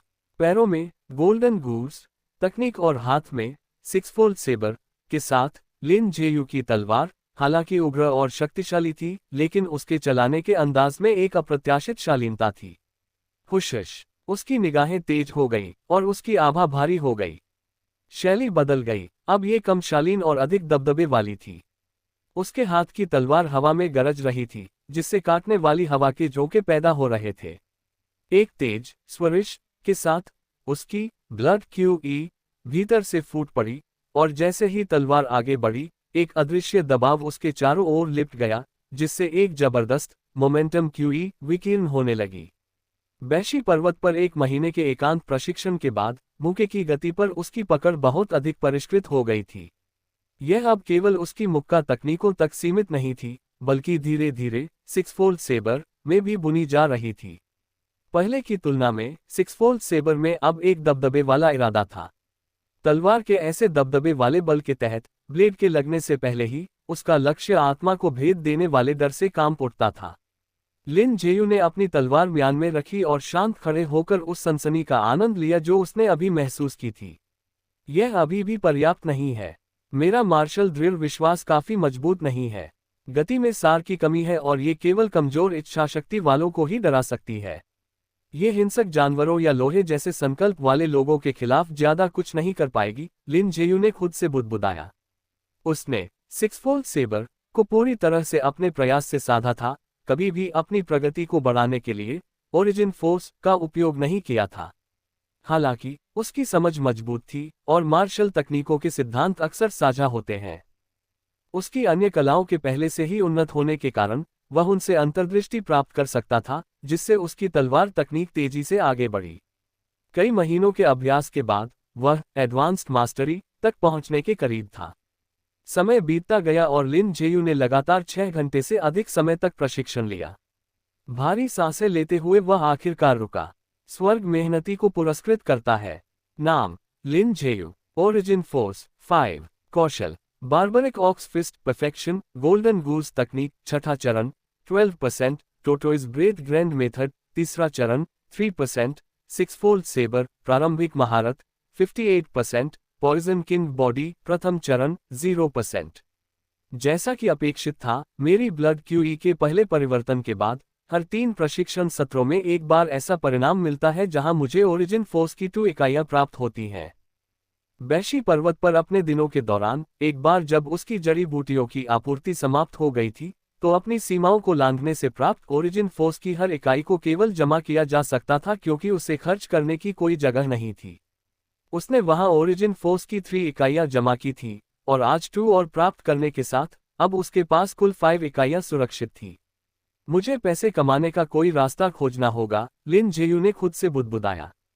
उसकी तकनीकों में केवल बार्बरिक ऑक्स फिस्ट ही परफेक्शन तक पहुंची थी। पॉइजन किंग बॉडी अभी भी 0% पर थी। वह तकनीक अभी उसकी पहुंच से बाहर थी क्योंकि इसे साधना बहुत महंगा था। कुछ देर आराम करने के बाद लिन जेयू खड़ा हो गया। वह पालती मारकर बैठ गया और अपनी ब्लड क्यूई की शक्ति को निखारने लगा। अपनी ताकत बढ़ाने के लिए पर्याप्त जड़ी बूटियों की कमी के कारण वह केवल अपने शरीर को धीरे धीरे ठीक होने दे सकता था। हालांकि ब्लड क्यूई के पहले परिवर्तन से मजबूत हुए अपने शरीर के साथ वह पर्याप्त आराम करने पर जल्दी से अपनी शिखर स्थिति में लौट सकता था। यही ब्लड क्यूई की असली ताकत थी। ब्लड क्यूई का दर्द कम करने और चोटों के भरने में असाधारण प्रभाव था। जैसे ही ब्लड क्यूई की धाराएं उसके शरीर में दौड़ने लगी, लिन जेयू की रंगत में काफी सुधार हुआ। ब्लड क्यूई की शक्ति उसके शरीर में प्रवाहित हुई, उसके मांस में समा गई और उसकी रिकवरी को तेज कर दिया। अपनी वर्तमान कमजोर उपस्थिति के बावजूद ब्लड क्यूई के पहले परिवर्तन से प्राप्त अपने दुर्जय शरीर और अभी निखारी गई ताजी शक्ति के साथ वह अभी भी ऑर्गन फोर्जिंग शिखर के मार्शल आर्टिस्ट्स को भी आसानी से कुचल सकता था। अध्याय 105 फैनिंग द फ्लेम्स 2। हाथ मुंह धोने के बाद लिन जेयू ने एक नया आसमानी बागा पहना और फीहोन टावर की ओर चल दिया। फीहोन टावर के भीतर, तुम आ गए, बैठो, लीडर जू ने लिन जेयू की ओर देखते हुए मुस्कुराहट के साथ कहा। ब्लड क्यूई के पहले परिवर्तन तक पहुंचने के बाद लिन जेयू अब लीडर जू की साधना के स्तर को देख सकता था। वे भी उसी स्तर पर थे। जू जिनवू के सामने बैठते हुए लिन जेयू ने मेज पर रखा चायदानी उठाया, लीडर जू के लिए एक प्याला भरा और फिर अपना प्याला भरा। बैशी पर्वत पर तैनात तुम्हारा वह महीना कैसा रहा? जू जिनवू ने मुस्कुराते हुए पूछा। अच्छा था, मार्शल आर्ट प्रशिक्षण पर ध्यान केंद्रित करने के लिए एक आदर्श स्थान, लिन जेयू ने उत्तर दिया। हाँ, इसमें कोई आश्चर्य नहीं है। तुम्हारी जैसी प्रतिभा और समर्पण के साथ यह कोई अचरज की बात नहीं है कि तुम्हारी ताकत इतनी तेजी से बढ़ती है। चूंकि तुम वापस आ गए हो, मैं किनई को तुमसे कुछ सीखने के लिए कहूंगा, जू जिनवू ने हंसते हुए कहा। आप मेरी बहुत प्रशंसा कर रहे हैं, लीडर। बात बस इतनी है कि बैशी पर्वत पर चीजें बहुत सुस्त थी। कुछ और करने को था नहीं, इसलिए प्रशिक्षण ही एकमात्र सहारा था, लिन जेयू ने विनम्रता से कहा। विनम्रता की कोई आवश्यकता नहीं है। अब जब तुम वापस आ गए हो, तो युक्सियार को टहलने के लिए बाहर ले जाना याद रखना। पूरा दिन घर में बंद रहकर प्रशिक्षण में ही मत बिता देना। पिछले महीने जब तुम बाहर थे, तो वह लड़की किनई और अन्य लोगों के सामने तुम्हारा जिक्र करती रहती थी और पूछती थी कि तुम कब लौटोगे, जू जिनवू ने एक मैचमेकर की भूमिका निभाते हुए मुस्कुराकर कहा। ओह, मिस युक्सियाग और मैं केवल कुछ ही बार मिले हैं और मुश्किल से एक शब्द भी साझा किया है। वह वास्तव में सुंदर है और उनका व्यक्तित्व सुखद है, लेकिन वे मेरी पसंद की नहीं है, लिन जेयू ने स्पष्ट रूप से कहा। उसकी महत्वाकांक्षाएं यहाँ नहीं थी। एक बार पर्याप्त ताकत जुटा लेने के बाद वह सोनगई शहर छोड़ देगा और एक बड़े मंच की ओर बढ़ जाएगा। कितने दुख की बात है, युक्सियाग इतने अच्छे सज्जन को खो रही है। मुझे बताओ, तुम्हें किस तरह की महिला पसंद है? शायद जू परिवार में कोई ऐसी हो जो तुम्हारे लिए बिल्कुल सही हो, लीडर जू ने हंसते हुए कहा। मेरा दिल ऐसी बातों में नहीं लगा है और मेरी इतनी जल्दी शादी करने की कोई योजना नहीं है। हालांकि आपकी चिंता के लिए मैं आपका आभारी हूं, लीडर, लिन जेयू ने जवाब दिया। तो हम इसे यहीं छोड़ते हैं। जू जिनवू ने सिर हिलाया। चूंकि लिन जेयू ने इतनी स्पष्टता से बात की थी, इसलिए वे और कुछ नहीं कह सकते थे। चूंकि फीहोन गैंग ने अपने कुछ कुशल सदस्यों को खो दिया है और कियू गाओक्सुआन बहुत बुरी तरह घायल है और उन्हें ठीक होने में समय लगेगा, तो क्या तुम कियू गाओक्सुआन का पद संभालने के बारे में क्या सोचते हो? जू जिनवू ने मुस्कुराते हुए लिन जेयू की ओर देखा। मैं कियू गाओक्सुआन का पद संभालूं? लिन जेयू चकित रह गया। उसने जू जिनवू से पदोन्नति के प्रस्ताव की उम्मीद नहीं की थी। मेरी ताकत शायद पर्याप्त न हो, क्या इससे दूसरों में असंतोष पैदा नहीं होगा? लिन जेयू ने पूछा। चेन मू केवल बोन फोर्जिंग में हो सकता है, लेकिन कई ऑर्गन फोर्जिंग साधक भी उसका मुकाबला नहीं कर सकते। तथ्य यह है कि तुमने उसे हराया, ये साबित करता है कि तुम्हारी ताकत पर्याप्त से कहीं अधिक है, जू जिनवू ने उत्तर दिया। तो धन्यवाद, लीडर, मैं तैयार हूं, लिन जेयू ने कहा। कियू गाओक्सुआन का पद जिया यानयोग और अन्य लोगों की तुलना में बहुत आसान था, इसमें वेतन अधिक था और कुल मिलाकर यह एक अच्छा पद था। ठीक है, तो ये तय रहा। सोनगई शहर के भीतर के कार्य आसान है। जब तुम्हारे पास समय हो, तो तुम गिरोह के माल के लिए एस्कॉर्ट मिशन भी स्वीकार कर सकते हो। भुगतान माल के प्रकार और तय की गई दूरी पर आधारित होता है, लेकिन वह वैकल्पिक है। तुम्हें उन्हें लेने की जरूरत नहीं है। मैंने किन्नई से सुना है कि तुम अक्सर बीस्ट रोड माउंटेन में शिकार करने और जानवरों से लड़ने जाते हो। कियू गाओक्सुआन का पद संभालने के बाद भी तुम उसे जारी रख सकते हो। शहर में चीजों को संभालने के लिए जिया यानयोग और अन्य लोग पर्याप्त हैं। हालांकि अगर हमारे पास लोगों की कमी है और किसी मिशन के लिए तुम्हारी उपस्थिति आवश्यक है, तो तुम्हें वहां होना होगा। इसमें कोई समस्या तो नहीं है? जू जिंगवू ने मुस्कुराते हुए पूछा। उन्होंने जो शर्तें पेश की थी वे उत्कृष्ट थीं, जिनमें लगभग कोई मांग नहीं थी। वेतन उदार था और यह लगभग मुफ्त पैसे मिलने जैसा था। आपकी उदारता के लिए धन्यवाद, लीडर, लिन जेयू ने सम्मानपूर्वक झुककर कहा। वह समझ गया था कि यह लीडर जू की ओर से सद्भावना का विस्तार था। चूंकि विवाह गठबंधन अब संभव नहीं था, इसलिए यह अन्य माध्यमों से लिन जेयू को अपने करीब लाने का उनका तरीका था। लीडर, एक बात है जिस पर मैं आपकी सलाह चाहता हूं, लिन जेयू ने कहा। क्या बात है? मुझे बताओ, जू जिनवू ने उत्सुकता से पूछा। मैं पूछना चाहता था कि क्या कोई ऐसा तरीका है जिससे मैं उच्च स्तर की मार्शल आर्ट तकनीक प्राप्त कर सकूं? लिन जेयू ने पूछा। उसने गोल्डन गूस तकनीक में महारत हासिल कर ली थी, लेकिन जिस गति से यह उसकी ब्लड क्यूई को निखार रही थी, उसमें शायद ही कोई सुधार हुआ था। यह समझ की कमी नहीं थी, बल्कि तकनीक की अपनी एक सीमा थी। बार्बरिक ऑक्सफिस्ट और सिक्स फोल्ड सेबर जैसी तकनीकें मूल रूप से उपयोगकर्ता को ऑर्गन फोजिंग के शिखर तक पहुंचने में मदद करने के लिए बनाई गई थी। पर्याप्त प्राकृतिक प्रतिभा और प्रयास के साथ कोई उस सीमा को पार कर ब्लड क्यूई क्षेत्र में कदम रख सकता था। हालांकि एक बार ब्लड क्यूई स्तर पर पहुंचने के बाद आगे की प्रगति बेहद कठिन हो जाती थी। ऐसी तकनीकों की अंतर्निहित सीमाओं का मतलब था कि भले ही उपयोगकर्ता ब्लड क्यूई स्तर तक पहुंच जाए, लेकिन इन तकनीकों की शुद्धिकरण गति इतनी धीमी थी कि कोई पूरे जीवन में कभी भी ब्लड क्यूई गोज चरण प्राप्त नहीं कर सकता था।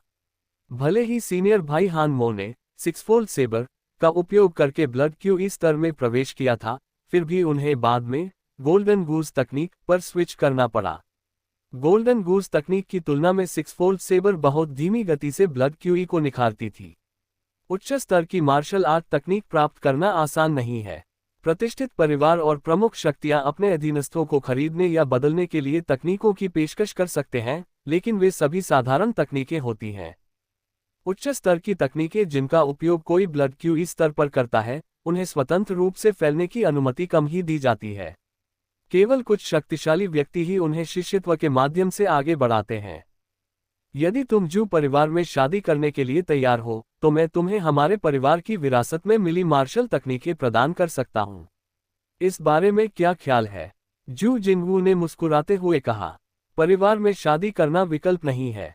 लिन जेयू ने सिर हिलाया, फिर कुछ अनिच्छा के साथ पूछा, क्या सच में कोई और तरीका नहीं है? जैसे चांदी से खरीदना? बेशक, तुम उन्हें चांदी से खरीद सकते हो, लेकिन हमारे जैसी छोटी जगह में तुम्हें केवल साधारण तकनीकें ही बिक्री के लिए मिलेंगी। यदि तुम ब्लड क्यूई या उससे उच्च स्तर की तकनीकें खरीदना चाहते हो, तो तुम्हें सेंट्रल प्लेन्स के बड़े शहरों में जाना होगा। वही मार्शल आर्टिस्ट्स के लिए असली मंच है। जू परिवार की विरासत में मिली तकनीकें भी हमारे पूर्वज सेंट्रल प्लेन्स से ही वापस लाए थे। लेकिन उच्च स्तर की तकनीकें बेहद महंगी होती हैं, साधारण लोग उन्हें वहन नहीं कर सकते, जू जिनवू ने कहा। इसे स्पष्ट करने के लिए धन्यवाद, लीडर, लिन जेयू ने सम्मानपूर्वक झुककर कहा। वह खुद को भाग्यशाली मान रहा था कि उसकी मुलाकात मास्टर लियांग सोंग से हुई थी। उनके बिना अभी ब्लड क्यूई स्तर की तकनीक प्राप्त करना बेहद कठिन होता। सबसे अधिक संभावना यही थी कि उसका एकमात्र विकल्प जू परिवार में शादी करना होता। सेंट्रल प्लेन्स के बड़े शहर। सेंट्रल प्लेन्स तक पहुंचना कोई आसान काम नहीं था। सोनगई शहर दक्षिणी बर्बर भूमि में गहराई में स्थित था, जो सेंट्रल प्लेन्स से बहुत दूर था। वहां पहुंचने के लिए अनगिनत पहाड़ों और नदियों को पार करना होगा और कई महीनों तक लगातार यात्रा करनी होगी। और इसमें दिशा पूछने, सही रास्ता खोजने या रास्ते में खो जाने में लगने वाला समय शामिल नहीं था। शक्तिशाली डाकुओं या भयानक जानवरों से सामना होने का जोखिम भी था, जिससे यात्रा बेहद खतरनाक हो जाती थी। मुझे इसे एक एक कदम करके आगे बढ़ाना होगा। अगर मैं वहां पहुंच भी गया, तो बिना पैसे के मैं कोई तकनीक नहीं खरीद पाऊंगा। किसी अपरिचित जगह पर पैसा कमाना यहां की तुलना में और भी कठिन हो सकता है, लिन जेयू ने मन ही मन सोचा। वह अभी के लिए सेंट्रल प्लेन्स जाने की अपनी योजनाओं को दबा ही सकता था। यद्यपि गोल्डन गूस तकनीक ब्लड क्यूई को काफी धीमी गति से निखारती थी, फिर भी ओरिजिन फोर्स की सहायता से वह केवल कुछ महीनों में अपनी ताकत को ब्लड क्यूई के चौथे चरण तक बढ़ा सकता था। तब तक उसके पास कम से कम एक बड़े शहर में जाने का आत्मविश्वास तो होगा ही। जाने से पहले रुको और मेरे साथ कुछ ओपेरा सुनो। किनई जल्द ही यहाँ होगा। उसके साथ कुछ समय बिताओ और जब भी सको उसे कठिन प्रशिक्षण के लिए प्रेरित करने में मदद करो, जू जिनवू ने मुस्कुराते हुए कहा। ठीक है। लिन जेयू ने सिर हिलाया और मंच की ओर अपनी निगाहें घुमा ली क्योंकि एक नया ओपेरा प्रदर्शन शुरू हो गया था। थोड़ी देर बाद जू किनई आया और जू युक्सिया भी उसके साथ आई, जो लिन जेयू पर चोरी छिपे नजरें डाल रही थी। लिन जेयू ने उसे एक औपचारिक मुस्कान दी लेकिन उस पर आगे कोई ध्यान नहीं दिया। जू किनई और अन्य लोगों के साथ कुछ समय बिताने के बाद लिन जेयू देर रात घर लौटा। उसने दोपहर में तैयार किए गए मांस का एक बड़ा तसला निकाला और उसे जी भरकर खाया। पर्याप्त जड़ी बूटियों के बिना वह एक ही समय में अपनी ताकत बढ़ाने और अपने शरीर को ठीक करने के लिए ओरिजिन फोर्स का उपयोग नहीं कर सकता था। उसका एकमात्र विकल्प भारी भोजन के माध्यम से रिकवरी को तेज करना था। दिन में कई बार भोजन करके, जिसमें प्रत्येक में शक्तिशाली जानवर का मांस होता था, वह एक ही दिन में अपनी ब्लड क्यूई शक्ति का लगभग 30% बहाल कर सकता था। अपना भोजन समाप्त करने के बाद उसने सोने जाने से पहले थोड़ी देर के लिए टॉक्सिकोलॉजी कोडेक्स पढ़ा। वह रसोई में गया और लकड़ियों के ढेर को एक तरफ हटा दिया, जिससे उसके नीचे एक छोटी छिपी हुई जगह दिखाई दी। झुककर वह अंदर चला गया और प्रवेश द्वार को फिर से छिपा दिया। गहरी नींद में जाने के लिए टोटोइस ब्रेथ ग्रैंड मेथड को पूरी शक्ति से चलाने से उसकी सतर्कता बहुत कम हो जाती थी, इसलिए यहाँ छिपने से उसकी सुरक्षा बढ़ जाती थी। हर रात वह यहाँ पालथी मारकर बैठकर टोटोइस ब्रेथ ग्रैंड मेथड का अभ्यास करता था। चूंकि उसे सोने के लिए लेटने की जरूरत नहीं थी, इसलिए इससे कोई फर्क नहीं पड़ता था कि वह कहाँ आराम कर रहा है। देर रात तापमान दिन की तुलना में कुछ डिग्री गिर गया था। रात की हवा धीरे धीरे चल रही थी, जिसमें ठंडक का एहसास था। सोनगई शहर में एक काली आकृति तेजी से दौड़ रही थी, जो तेज गति और फुर्तीली चाल के साथ शहर के पहरेदारों से आसानी से बच रही थी। यही वह जगह है। छायादार आकृति लिन जेयू के निवास पर पहुंची। अपने पंजों के हल्के प्रहार के साथ वह ऊंची दीवार फांदकर आंगन में फिसल गया। उसने आसपास का निरीक्षण किया, फिर चुपचाप उस कमरे की ओर बढ़ा जो संभवतः बेडरूम था। भनभनाहट। अचानक उसे अपने पैरों के नीचे कुछ महसूस हुआ, जिसके बाद एक रस्सी के टूटने की आवाज आई। उसकी हरकतें अचानक रुक गईं। वह जांच करने के लिए नीचे झुका और उसे अपने पैरों के नीचे एक रस्सी मिली। और केवल एक ही नहीं बल्कि पूरे आंगन में कई रस्सियां बंधी हुई थीं। उसने केवल कुछ ही कदम उठाए थे और पहले से ही कई और रस्सियां तोड़ दी थीं। ये क्या बला है? क्या वह बच्चा पागल है? आखिर आंगन रस्सियों से क्यों भरा है? कुछ गड़बड़ है। अचानक उसके चेहरे के भाव बदल गए। उसके शरीर में कमजोरी की लहर दौड़ गई और उसका सिर घूमने लगा। धिक्कार है, जहर। उस आकृति ने एक भारी धमक के साथ जमीन पर गिरने से पहले दबी आवाज में गाली दी। अध्याय 106, चौंकाने वाली प्राकृतिक प्रतिभा 1। सोनगई शहर, शिंग निवास। रात काफी बीत चुकी थी, फिर भी शिंग निवास रोशनी से जगमगा रहा था। शिंग जियुवान मुख्य हॉल में इधर उधर टहल रहा था, जबकि शिंग जिंगोन पास ही अपनी मुक्का तकनीक का अभ्यास कर रहा था। अजीब है, 1 घंटे से ज्यादा हो गया है।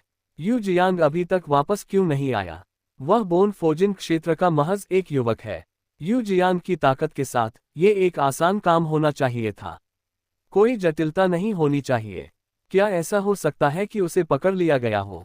शिंग जियुवान के भीतर झुंझलाहट की लहर उठी। उसके बेटे को मरे हुए 1 महीने से ज्यादा हो गया था, और हालांकि परिवार के बुजुर्गों ने जांच का वादा किया था, लेकिन अब तक कोई परिणाम सामने नहीं आया था। शिंग जियुवान ने मूल रूप से बैशी पर्वत पर छापे के दौरान लिन जेयू को पकड़ने की योजना बनाई थी, इस उम्मीद में कि पूछताछ के माध्यम से कुछ सुराग मिल सकेंगे। लेकिन किसने सोचा था कि वे डाकू इतने बेकार निकलेंगे? अपनी तमाम तैयारियों के बावजूद वे बैशी पर्वत को जीतने में विफल रहे थे। अपने पिता को बेचैनी से टहलते देख शिंग जिंगोन ने अपना अभ्यास रोका और कहा, पिताजी, क्यों न मैं जाकर देखूं? नहीं, इस बार हम साथ चलेंगे, शिंग जियुवान ने कुछ पल सोचने के बाद कहा। भों, भों, भों। आंगन में एक कुत्ते के भौंकने की आवाज गूंजी। काले कपड़ों वाले आदमी ने संघर्ष किया, उठने और कुत्ते का गला घोंटने की कोशिश की, लेकिन वह हिल नहीं सका। उसका पूरा शरीर सुन्न महसूस हो रहा था और उसकी दृष्टि धुंधली हो गई थी।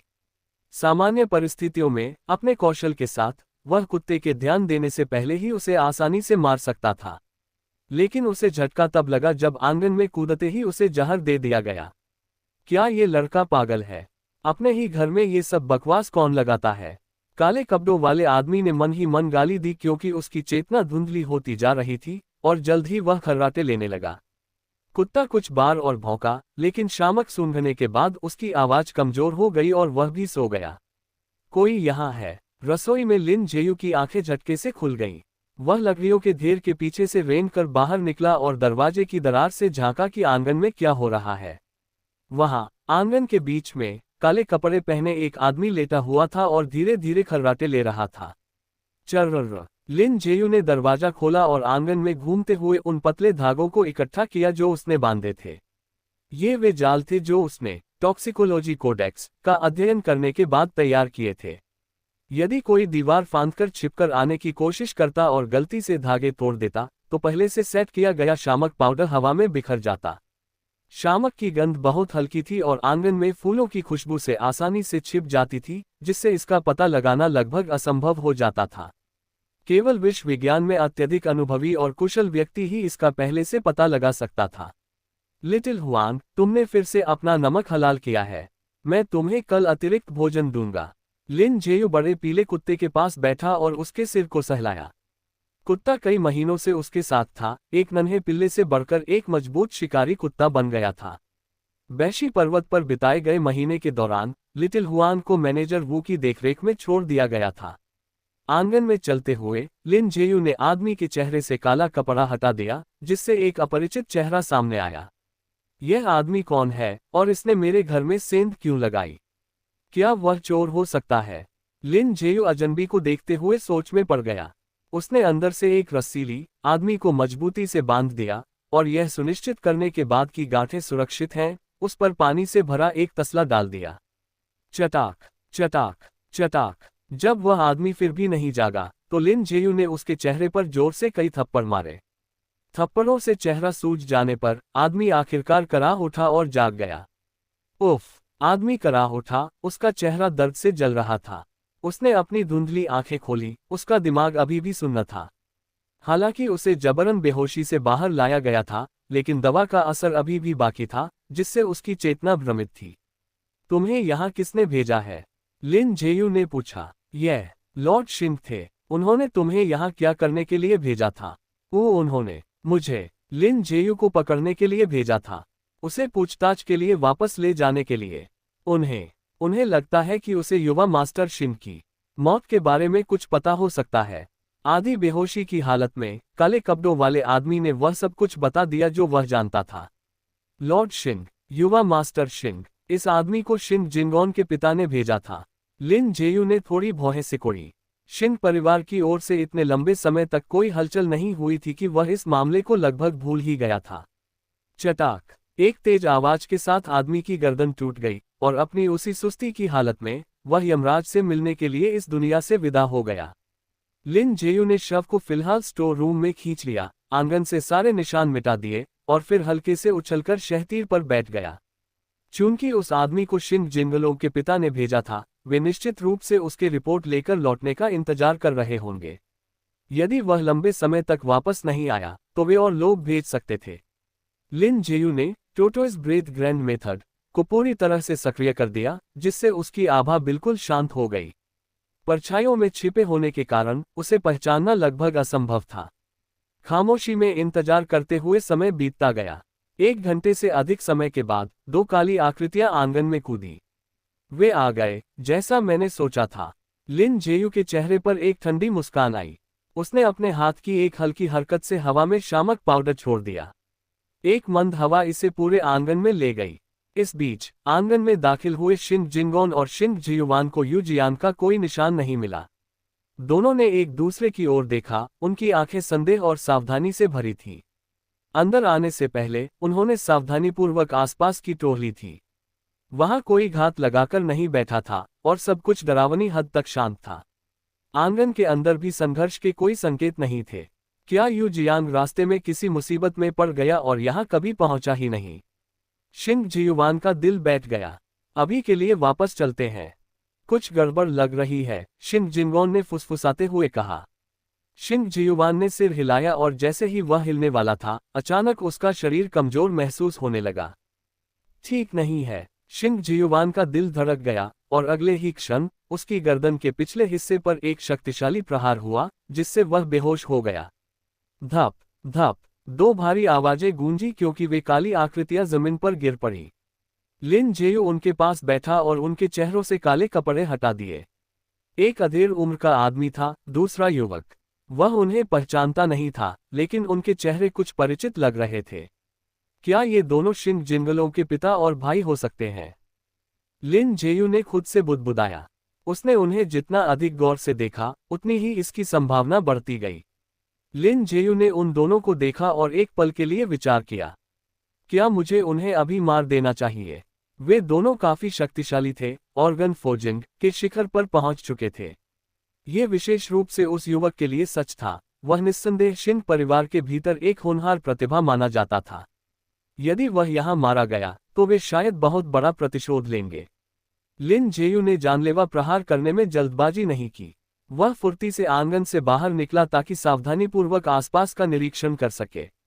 ये पुष्टि करने के बाद कि आसपास कोई और नहीं है, वह वापस लौटा। कड़क कड़क, रात के सन्नाटे में दो तेज आवाजें गूंजी और शिंग परिवार के पिता और पुत्र की सांसें थम गईं। जब ये दोनों भी यहाँ आ गए हैं, तो निश्चित रूप से अब कोई और नहीं आएगा, लिन जेयू ने खुद से बुदबुदाया। यदि शव आंगन में ही छोड़ दिए गए तो खोजे जाने पर परेशानी होगी।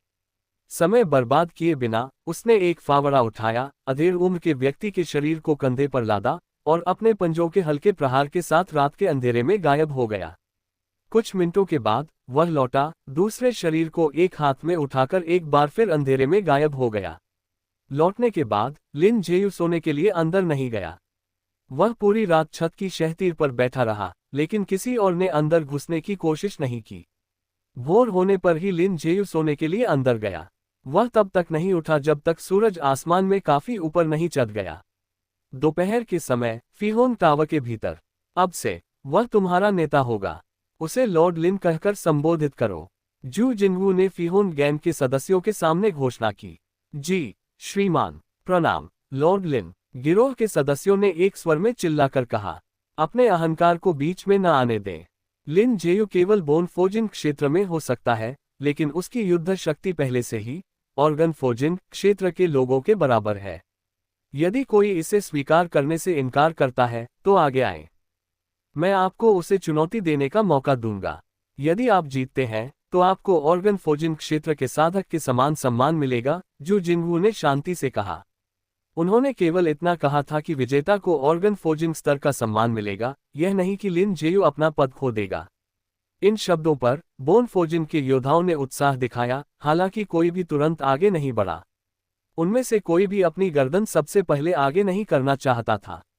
लीडर जू आमतौर पर सौम्य व्यवहार वाले और हमेशा मुस्कुराते हुए लग सकते थे, लेकिन जब वे निर्दयी होते थे तो वे भयानक थे। जल्द ही बाईं ओर एक हट्टा कट्टा आदमी खड़ा हुआ और बोला, मैं करूंगा। वह लगभग 2 मीटर लंबा था, जिसका शरीर भव्य और मांसल था। ठीक है, लिन जेयू ने सिर हिलाया, अपना कोट उतारा और अपना सुगठित शरीर दिखाया।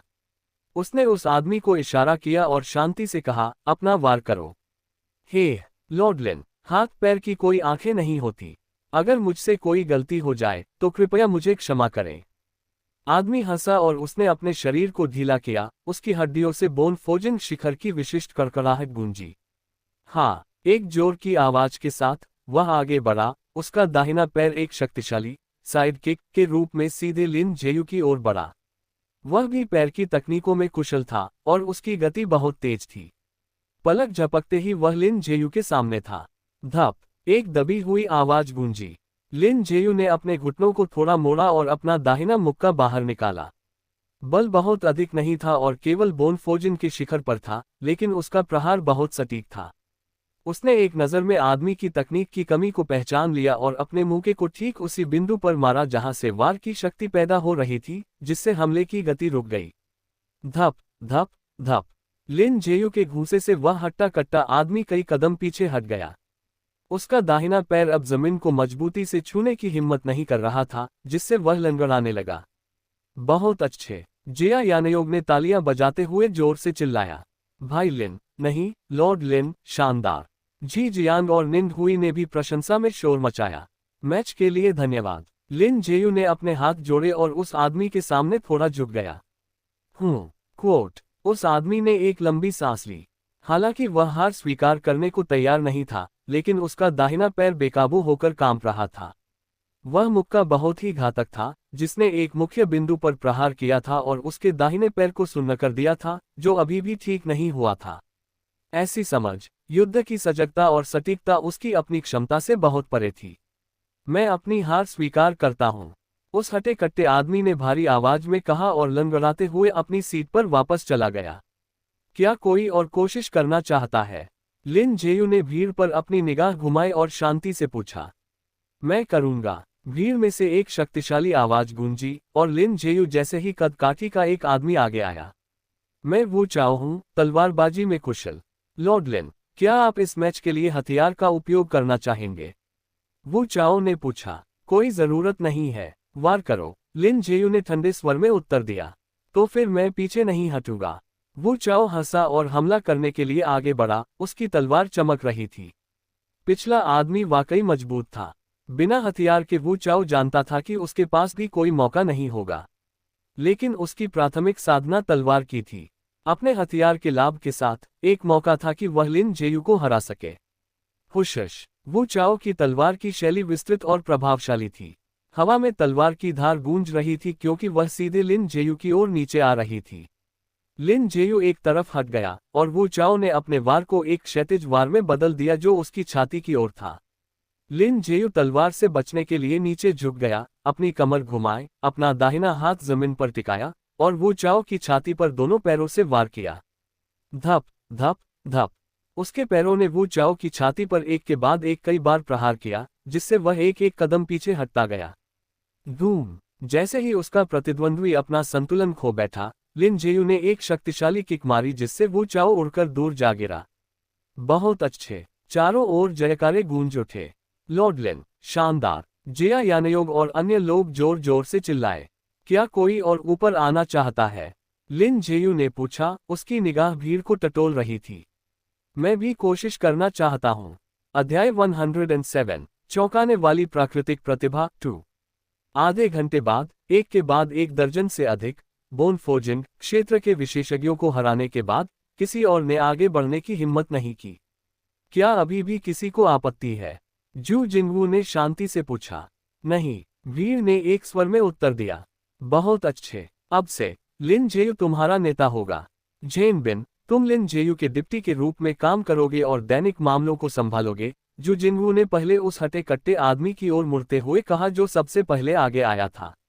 समझ गया, धन्यवाद लीडर, जेन बिन ने सम्मानपूर्वक उत्तर दिया। ठीक है, बाकी सब जा सकते हैं और अपने कर्तव्यों पर वापस लौट सकते हैं। लिन जेयू, तुम रुको, जू जिंगवू ने हाथ के इशारे से कहा। जब बाकी लोग चले गए तो जू जिंगवू एक सीट की ओर बढ़े और बैठ गए। बैठो, उन्होंने लिन जेयू की ओर देखते हुए कहा। जी लीडर। लिन जेयू ने सिर हिलाया, अपना कोट पहना और उनके पास बैठ गया। क्या तुम बोनफोजिन क्षेत्र के शिखर पर पहुंच गए हो? जू जिंगवू ने पूछा। वह पहले भी पूछना चाहते थे लेकिन फिहोन गैंग के सदस्यों की उपस्थिति के कारण रुक गए थे। जी हाँ, मैं कल ही इस स्तर पर पहुंचा हूं, लिन जेयू ने उत्तर दिया। उसका इरादा अपनी ताकत का थोड़ा और खुलासा करने का था। वह 1 महीने पहले ही बोनफोजिन के मध्य चरण में था, इसलिए अब तक शिखर पर पहुंचना उचित ही लग रहा था। तुम केवल आधे साल में बोनफोजिन के शिखर पर पहुंच गए। जू जिंगवू थोड़े हैरान थे।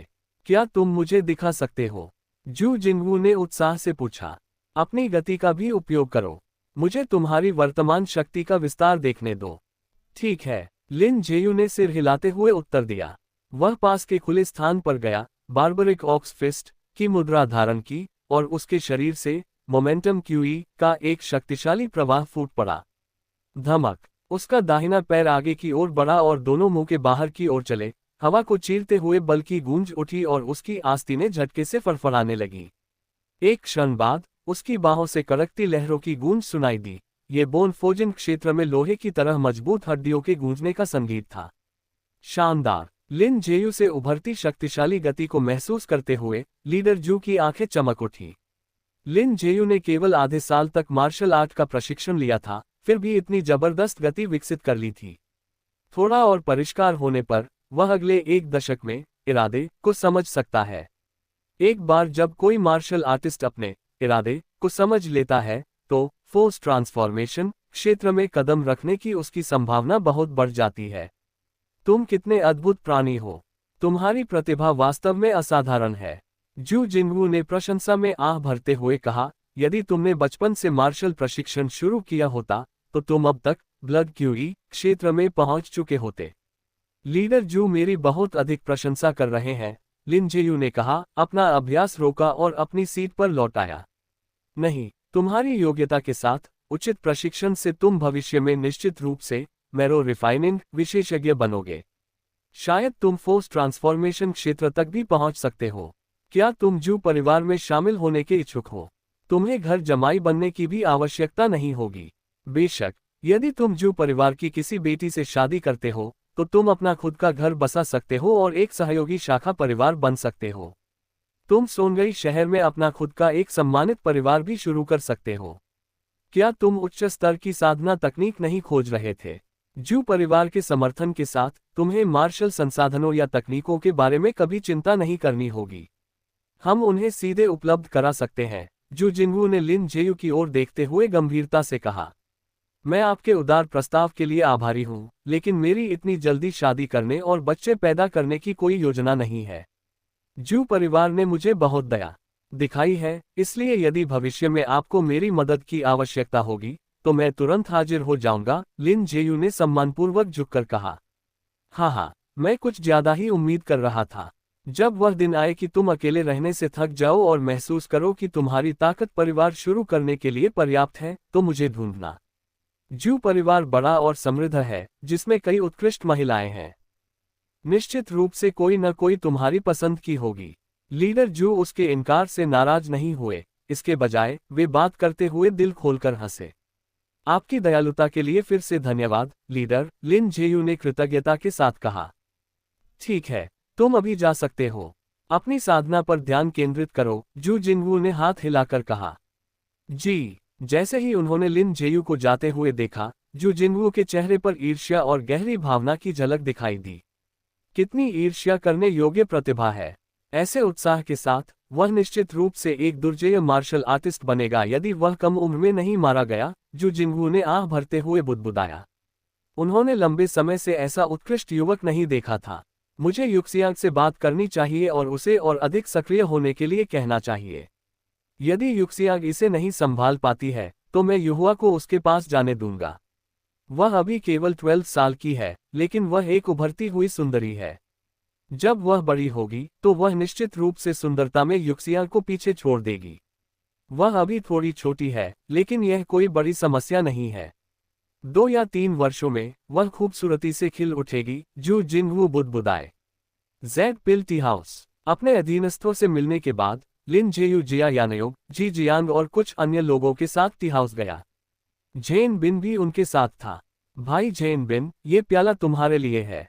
मैं गिरोह के मामलों से अपरिचित हूँ, इसलिए अब से मैं तुम पर निर्भर रहूंगा, लिन जेयू ने उस हटे कट्टे आदमी से कहा। जू जिनवू ने जानबूझकर उसके लिए इस डिप्टी की व्यवस्था की थी ताकि उसे गिरोह के मामलों की चिंता न करनी पड़े और वह मार्शल प्रशिक्षण के लिए अधिक समय दे सके।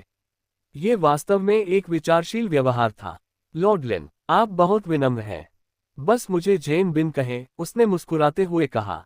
भाई लिन, नहीं, अब से हमें आपको लॉर्ड लिन कहना चाहिए। किसने सोचा था कि केवल कुछ महीनों में आप हमारे वरिष्ठ बन जाएंगे। भविष्य में हमारा ख्याल रखने के लिए हम आप पर भरोसा करेंगे, जी जियांग ने हंसते हुए कहा। वे तीनों पहले से ही लिन जेयू से परिचित थे, इसलिए वे बहुत अधिक औपचारिक नहीं थे। हाँ, चलो पियो। आज रात 100 फ्लावर्स पवेलियन में ड्रिंक्स मेरी तरफ से हैं, लिन जेयू ने हंसते हुए अपना वाइन का कटोरा उठाते हुए कहा। धीरे धीरे शाम ढल गई। शिंग जियुवान के निवास पर शिंग जिचेंग और शिंग पेंगहाई, 2 भाई मौजूद थे। उनके पास शिंग जियुआन की पत्नी और उपपत्नियां आंसुओं से भरे चेहरों के साथ बैठी थीं, जो स्पष्ट रूप से कुछ ही समय पहले रोई थीं। अभी भी कोई खबर नहीं। शिंग जिचेंग ने संदेशवाहक की ओर मुड़कर गहरी आवाज में पूछा। नहीं, हमें अभी भी मास्टर या युवा मास्टर जिनगोन का पता नहीं चल पा रहा है, उस आदमी ने जवाब दिया। क्या उन्होंने बताया था कि वे कल क्या करने की योजना बना रहे थे? शिंग जिचेंग ने शिंग जियुआन की पत्नी की ओर मुड़कर पूछा। नहीं, मास्टर कल रात देर तक जगे थे, मुख्य हॉल में यू जियांग और जिनगोन के साथ मामलों पर चर्चा कर रहे थे। यू जियांग के बाहर जाने के बाद मास्टर और जिनगोन पीछे रुककर इंतजार करने लगे। मैं उसके तुरंत बाद सोने चली गई, और जब अगली सुबह उठी तो मास्टर चले गए थे, कोई संदेश भी नहीं छोड़ा। क्या मास्टर और जिनगोन किसी मुसीबत में पड़ गए होंगे? Question mark quote. महिला ने फूट फूट कर रोने से पहले कहा। पिताजी, क्या चाचा जियुआन ने ये नहीं कहा था कि वे जिंगलों की मौत के बारे में सुराग खोजने के लिए लिन जेयू को पूछताछ के लिए व्यक्तिगत रूप से पकड़ेंगे? क्या ऐसा हो सकता है कि जब वे कल रात लिन जेयू के पीछे गए तो वे जू परिवार द्वारा लगाए गए किसी घात में फंस गए हों? मैंने सुना है कि जू परिवार उस लड़के को काफी महत्व देता है, शिन पेंगहाई ने कुछ सोचकर कहा। जियुआन, जिनगोन और यू जियान को बिना किसी आवाज के गायब कर देने के लिए कम से कम ब्लड क्यूई स्तर की ताकत की आवश्यकता होगी। क्या जू परिवार वास्तव में उसे इतना महत्व देगा कि उसकी रक्षा के लिए उस स्तर के किसी व्यक्ति को नियुक्त करे? शिंग जिचेंग ने भौहें सिकोड़ी और सिर हिलाते हुए कहा, जू परिवार के पास इतने ब्लड क्यूई विशेषज्ञ फालतू नहीं है। इस मामले की रिपोर्ट परिवार के बड़े को दो। जिनगोन हमारे शिंग परिवार के सबसे उत्कृष्ट युवाओं में से एक है। यदि वह भी लापता हो गया है तो मुझे विश्वास नहीं होता कि परिवार के बड़े इसे अनदेखा करना जारी रखेंगे। पिताजी, क्या आपको लगता है कि यह लिन जेयू की हरकत हो सकती है? यदि वह जहर कला में कुशल है तो संभव है कि जिनगोन और अन्य लोग बिना महसूस किए उसके तरीकों का शिकार हो गए हों, शिन पेंगहाई ने अनुमान लगाया। यह संभव है। अध्याय 108 ब्लड पिल 1। हवा में सरसराहट भर गई क्योंकि जंगल की टहनियां धीरे धीरे डोल रही थीं। पफ पफ पफ तेज ब्लेड मांस में धंस गए, जिससे गीली और दबी हुई आवाजें निकली। लिन जेयू ने बड़ी आसानी से कई डाकुओं को ठिकाने लगा दिया और उनके शवों की तलाशी लेने के लिए आगे बढ़ा। उसने काफी देर तक छानबीन की, लेकिन काम की बहुत कम चीजें मिली। पहले की तरह उनके पास जहरीले पाउडर, औषधीय धूल और गुप्त हथियारों के अलावा कुछ नहीं था। इतने लंबे समय तक टॉक्सिकोलॉजी कोडेक्स का अध्ययन करने के बाद लिन जेयू खुद को मास्टर तो नहीं कहेगा, लेकिन उसने जहरों की अच्छी समझ हासिल कर ली थी। इन डाकुओं द्वारा उपयोग किए जाने वाले अधिकांश जहर जहरीले कीड़ों और पहाड़ों में मिलने वाली विषैली जड़ी बूटियों को मिलाकर बनाए गए थे, और उनकी मारक क्षमता विशेष रूप से मजबूत नहीं थी। वे ब्लड क्यूई क्षेत्र से नीचे के मार्शल आर्टिस्ट्स के खिलाफ अच्छा काम करते थे, लेकिन लिन जेयू जैसे व्यक्ति के खिलाफ, जिसने ब्लड क्यूई का अपना पहला परिवर्तन पूरा कर लिया था, उनकी प्रभावशीलता काफी गिर गई थी। ब्लड क्यूई की पुनर्योजी शक्ति जबरदस्त थी और जहर के लक्षणों को काफी हद तक कम कर सकती थी। साधारण जहर, जब तक बड़ी मात्रा में न दिए जाएं, बहुत कम प्रभाव डालते थे। इसके बावजूद कुछ घातक जहरों से अत्यधिक सावधानी बरतने की आवश्यकता थी, यहां तक कि ब्लड क्यूई क्षेत्र के मार्शल आर्टिस्ट्स के लिए भी। सोल स्कैटरिंग पाउडर, जो उसने पहले झाओ परिवार के सदस्यों से प्राप्त किया था, ऐसा ही एक उदाहरण था। यदि कोई ब्लड क्यूई मार्शल आर्टिस्ट इस पाउडर की चपेट में आ जाता, तो उसकी शक्तिशाली ब्लड क्यूई भी उपचार के लिए समय खरीदने के लिए केवल इसके प्रभावों को थोड़ा कम कर सकती थी। अधिक देरी होने पर मृत्यु का जोखिम रहता था। ये सब साधारण जहर है, ज्यादा कीमती नहीं। लिन जेयू ने उन्हें पहचानने के बाद बुदबुदाया और फिर लापरवाही से सामान अपनी जेब में रख लिया। पिछले 2 दिनों से वह लान वैली के आसपास तलाश कर रहा था और कई डाकुओं को मार चुका था, लेकिन लूट बहुत कम थी। पिछली बार जब उसका सामना छापेमारी से लौट रहे डाकुओं से हुआ था, तो वह केवल भाग्य का एक खेल था। बिना सोचे समझे, बिना सिर पैर की मक्खी की तरह जंगल में भटकना कोई अच्छी योजना नहीं है। सीनियर भाई और अन्य लोग तभी कदम उठाते हैं जब डाकू व्यापारियों के काफिले पर हमला करते हैं। शायद मुझे उनके शिविर के पास इंतजार करना चाहिए और जब वे डाकुओं का दमन करने के लिए निकलें, तो उनके पीछे चलना चाहिए। उसके बाद मैं लुटेरों को लूट सकता हूं। ये एक आशाजनक योजना लग रही थी।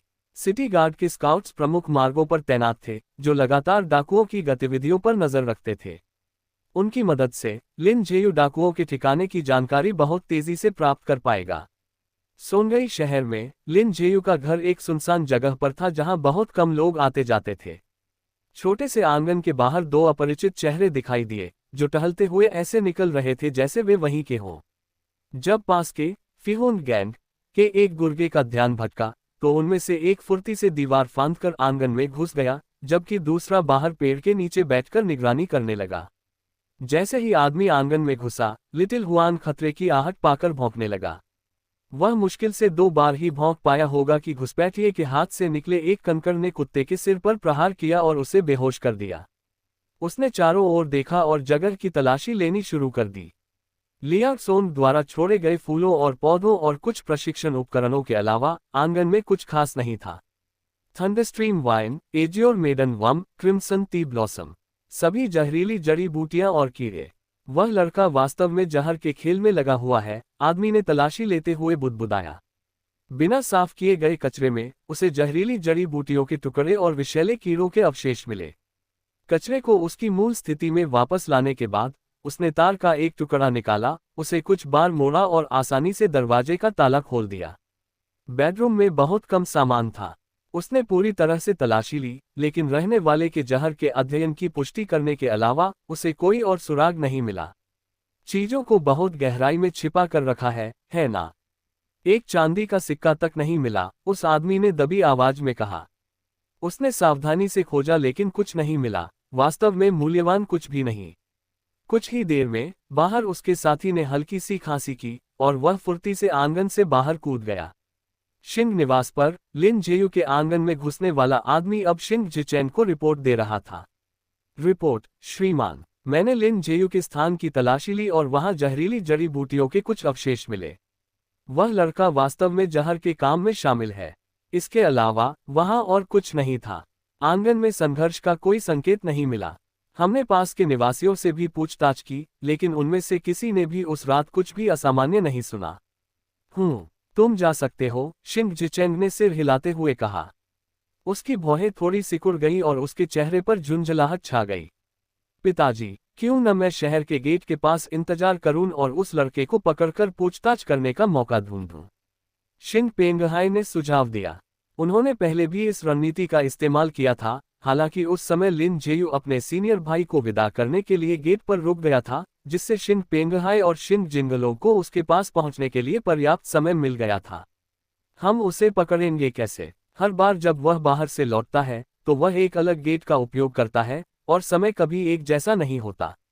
हमारे पास जो सीमित लोग हैं, हम उन्हें चारों फाटकों की रखवाली में बर्बाद नहीं कर सकते, शिन जिचेंग ने कहा। उसकी भौहें गहरी चिंता में थी। शिन परिवार वास्तव में शक्तिशाली था, लेकिन वे केवल एक शाखा परिवार थे और उनके पास जनशक्ति और सैनिक अधिक नहीं थे। इससे भी बुरा ये था कि पिछली बार 10 विशिष्ट सैनिकों और 2 ऑर्गन फोर्जिंग क्षेत्र के विशेषज्ञों की मौत के कारण उनके काफी अधिकार छीन लिए गए थे। लेकिन क्या हम चाचा जियोवान की मौत को ऐसे ही जाने देंगे? परिवार के बड़े और वे चाचा वास्तव में निर्दयी हैं। चाचा जियोवान और जिंगोन मर गए और उन्होंने बस इतना कहा कि वे जांच के लिए किसी को नियुक्त करेंगे और हमें परिणामों का इंतजार करने को कहा। शिन पेंगहाई ने गुस्से में कहा।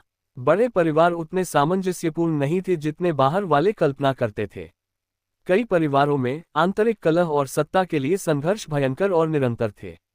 जब शिन जियोवान और उनके बेटे शिन जिंगोन की मृत्यु हुई, तो परिवार के चाचाओं ने सबसे पहले कातिल को खोजने और बदला लेने के बारे में नहीं सोचा। इसके बजाय उनका पहला विचार संसाधनों को हड़पना और उन अधिकारों को फिर से विभाजित करना था जो कभी शिन जियोवान के पास थे, और वे आपस में कड़वाहट के साथ बहस करने लगे। इस दृश्य ने शिन पेंगहाई को निराश कर दिया। यह मामला मुझ पर छोड़ दो, मैं कोई रास्ता निकालूंगा। कल खबर आई थी कि लिन जेयू पहले ही बोन फोर्जिंग के शिखर पर पहुंच चुका है और उसने फिहोन गैन के कई शिखर विशेषज्ञों को भी हरा दिया है।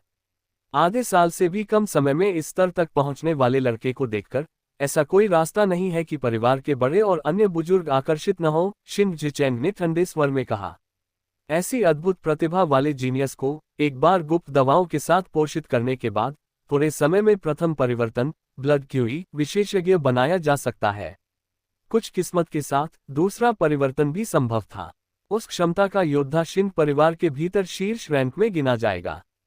हालांकि लिन जेयू उनके प्रति निष्ठा रखने को तैयार नहीं था, लेकिन यह कोई ऐसी समस्या नहीं थी जिसे हल न किया जा सके। कई दवाएं मस्तिष्क के विशिष्ट क्षेत्रों को नुकसान पहुंचा सकती हैं, जिससे व्यक्ति पागलपन की स्थिति में पहुंच जाता है, और पागलों को प्रशिक्षित करना बहुत आसान होता है। परिवार के कुछ सबसे वफादार डेथस्वोन इसी तरह से तैयार किए गए थे। पिताजी, आपका मतलब है? शिन पेंगहाई ने समझदारी भरे भाव से कहा। हाँ, मैं इस मामले की रिपोर्ट 5वें बड़े को दूंगा। वह निश्चित रूप से आकर्षित होंगे और उसे पकड़ने के लिए व्यक्तिगत रूप से कार्रवाई करेंगे, शिन जिचेंग ने शांति से जवाब दिया। यदि 5वें बड़े ने कार्रवाई की, तो वह निस्संदेह लिन जेयू को पकड़ने में सफल होंगे। एक बार ऐसा होने पर शिंग जिचेन के पास उससे पूछताछ करने और शिंग जियुआन की मौत के पीछे के सुरागों को उजागर करने का मौका होगा। अध्याय 109 ब्लड पिल 2। शहर की दीवारों के बाहर डाकुओं का एक समूह एक काफिले को लूटने की कोशिश में व्यस्त था। हालांकि समय उनके खिलाफ था। उन्हें शहर के रक्षकों के आने से पहले छापा खत्म करना था, वरना उनके पास भागने के अलावा कोई विकल्प नहीं बचता। वे विशिष्ट सैनिक, संख्या में केवल 30 होने के बावजूद अनुशासित और बख्तरबंद थे, और युद्ध के ऐसे तालमेल में माहिर थे जिसका मुकाबला करने की डाकू उम्मीद भी नहीं कर सकते थे। ज्यादा देर नहीं हुई थी कि निगरानी कर रहे डाकू ने चिल्लाकर कहा, सिटी गार्ड आ रहे हैं। पीछे हटो, धिक्कार है, वे इतनी जल्दी आ गए। दूसरे ने गाली दी, लानत है, बस थोड़ा समय और हमारा काम लगभग पूरा हो गया था। पीछे हटो, तुम सब, अभी वापस मुड़ो। नेता दहाड़ा। लापरवाही के एक क्षण में काफिले के ब्लड क्यूई क्षेत्र के विशेषज्ञ के एक शक्तिशाली प्रहार ने डाकुओं के नेता को हवा में उड़ा दिया। उसी समय उस मार्शल आर्टिस्ट की ओर 1 दर्जन से अधिक तीर छोड़े गए, जिससे उसे पीछे हटने पर मजबूर होना पड़ा। ये देखकर बाकी डाकुओं ने समय बर्बाद नहीं किया और पीछे हटना शुरू कर दिया। यदि वे अब नहीं निकलते तो बहुत देर हो जाती। जब युद्ध समाप्त हुआ तो लिन जेयू चुपचाप डाकुओं के पीछे हो लिया। पत्तों की सरसराहट जंगल के बीच से अठाव हटे कट्टे पुरुषों के तेजी से गुजरने का संकेत दे रही थी। इलाके से उनकी वाकफियत ने उनकी गति को इतना तेज और स्थिर बना दिया था, जैसे वे समतल जमीन पर चल रहे हों। तेज चलो, दाईं ओर का रास्ता लो, नेता ने आदेश दिया। वह रास्ता खतरनाक था, गुड़ों के लिए अगम्य था, और संभवतः सिटी गार्ड को पीछा छोड़ने पर मजबूर कर देता। ऊबड़ खाबड़ रास्ते से गुजरने के बाद ही समूह ने खुद को थोड़ा आराम करने दिया। हवा में एक तेज स्वरिश की आवाज गूंजी और एक ठंडी चमक चमकी। एक फेंकने वाला चाकू घने जंगल से निकला और सीधे डाकू नेता के माथे में जा धंसा। उसकी आंखें झटके और विवशता से फटी रह गईं। वहां कौन है? डाकू चिल्लाए, और जिनके पास क्रॉसबो थे उन्होंने उस दिशा में तीर दागे जहां से चाकू आया था, लेकिन उन्हें दुश्मन का कोई निशान नहीं मिला। घात लगाकर किए गए हमले में क्रॉसबो विनाशकारी होते थे, लेकिन जंगल में साए से हमला होने पर वे किसी काम के नहीं थे। सामान यहीं छोड़ दो और मैं तुम्हारी जान बख्श दूंगा। लिन जेयू की बर्फीली आवाज जंगल में गूंजी। डाकुओं के चेहरे सख्त हो गए और उन्होंने अपनी निगाहें दूसरे आदमी की ओर घुमाई। उनके नेता की मौत के बाद केवल वही उनके अगले कदम का फैसला कर सकता था। ये तो कोई असली विशेषज्ञ है, उस आदमी ने गंभीरता से सोचा। क्यूवी ऑर्गन फोर्जिंग क्षेत्र के शिखर पर था, और किसी के लिए उसे फेंकने वाले चाकू से इतनी आसानी से मार देना, हमलावर का ब्लड क्यूई क्षेत्र का मार्शल आर्टिस्ट होना अनिवार्य था, और वह भी कोई साधारण नहीं। धिक्कार है, एक ब्लड क्यूई विशेषज्ञ हम जैसे छोटे प्यादों पर घात क्यों लगा रहा है? यदि यह आमने सामने की लड़ाई होती तो उनकी संख्या और क्रॉसबो उन्हें एक अच्छा मौका दे सकते थे, लेकिन यहाँ जंगल में दुश्मन के छिपे होने और साए से हमला करने के कारण उनके पास कोई मौका नहीं था। अपनी हताशा को दबाने के लिए एक गहरी सांस लेते हुए उस आदमी ने धीमी और स्थिर आवाज में कहा, सामान नीचे रख दो, हम जा रहे हैं। डाकुओं ने एक दूसरे को देखा, उनके चेहरों पर साफ नाराजगी थी। इस लूट को हासिल करने के लिए उन्होंने अपने कई भाइयों को खोया था। फिर भी उन्होंने अपने दांत भींचे, सामान छोड़ा और अपने नेता की लाश लेकर जंगल में गहराई की ओर भाग गए। लिन जेयू धीरे से जंगल से बाहर निकला और जमीन पर बिखरा हुआ सामान उठा लिया। उसने लूट का हिसाब लगाया, ज्यादा कुछ नहीं था, बस कुछ सोना, चांदी और गहने थे। डाकुओं ने केवल कीमती सामान को ही निशाना बनाया था। लिन जेयू ने अनुमान लगाया कि यह माल लगभग 80 से 100 टेल्स चांदी दिला सकता है। वह बुदबुदाया, इन डाकुओं की हालत सच में खराब है। मुश्किल से 100 टेल्स की लूट के लिए अपनी जान जोखिम में डालते हैं और फिर मैं उन्हें लूट लेता हूँ। अपनी बातों के बावजूद उसे कोई पछतावा नहीं हुआ, बल्कि केवल एक हल्की सी आह निकली। ये डाकू आमतौर पर शिकार करके और जड़ी बूटियां इकट्ठा करके गुजारा करते थे। उनके पास व्यापारियों के काफिलों पर नजर रखने के लिए समर्पित लोग थे, और जब मौका मिलता तो वे हमला करने के लिए इकट्ठा हो जाते थे। अगर उनकी किस्मत अच्छी होती और कोई बड़ा काम हाथ लग जाता, तो एक ही छापेमारी उन्हें कई वर्षों तक आराम से रहने दे सकती थी। समय धीरे धीरे बीतता गया और देखते ही देखते 7 और दिन गुजर गए। लिन जेयू ने चोरी का सामान एक छिपे हुए स्थान पर जमा कर दिया। उन्हें खुलेआम बेचना मुश्किल था और उन्हें केवल काले बाजार में ही ठिकाने लगाया जा सकता था, जो हर महीने की पहली और 15वीं तारीख को खुलता था। उन 7 दिनों के दौरान उसका सामना एक और डाकू गिरोह से हुआ। हालांकि वह समूह बहुत लालची था और समय पर पीछे हटने में विफल रहा, जिसके परिणामस्वरूप उनमें से अधिकांश सिटी गार्ड द्वारा मारे गए। उनकी लूट भी जब्त कर ली गई, जिसका लिन जेयू को बहुत अफसोस हुआ। नए साल के बाद मौसम गर्म होने लगा और ऐसा लग रहा था जैसे दूर चल रहा युद्ध फिर से भड़क उठा है। लिन जेयू अक्सर दूर से सैनिकों को फिर से तैनात होते और अग्रिम पंक्तियों की ओर मार्च करते हुए देखता था। उसने कई शरणार्थियों को भी गुजरते हुए देखा। पहाड़ पर लिन जेयू हमेशा की तरह एक विस्तृत खुले क्षेत्र में 6-फोल्ड सेबर तकनीक का अभ्यास कर रहा था और साथ ही शिविर की गतिविधियों पर नजर रख रहा था। तभी उसने देखा कि दर्जनों कमजोर शरणार्थी सोनगई शहर की ओर जा रहे थे। रास्ते के बीच में जंगल से हटे कट्टे पुरुषों का एक समूह निकला। शरणार्थियों से कुछ कहने के बाद वे उन्हें अपने साथ ले गए। कितना अजीब है, वे आदमी पहाड़ों में छिपे डाकुओं जैसे लग रहे हैं। वे शरणार्थियों को ले जाने के लिए इतने उत्सुक क्यों होंगे?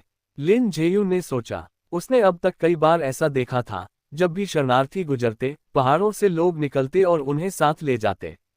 एक परेशान करने वाला विचार उसके मन में आया और उसका चेहरा सख्त हो गया जब उसने सोचा, बेहतर होगा कि मैं उनके पीछे जाऊं और देखूं। अपनी ताकत के स्तर के साथ वे डाकू केवल शिकार करके आसानी से जीवित रह सकते थे। निश्चित रूप से वे मानव मांस खाने जैसी घिनौनी हरकत नहीं करेंगे।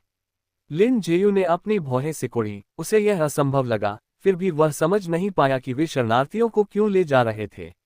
लान वैली के बाहर हवा में धुंध की एक पतली चादर लटकी हुई थी। ये धुएं और जहरीले कोहरे का एक घातक मिश्रण था।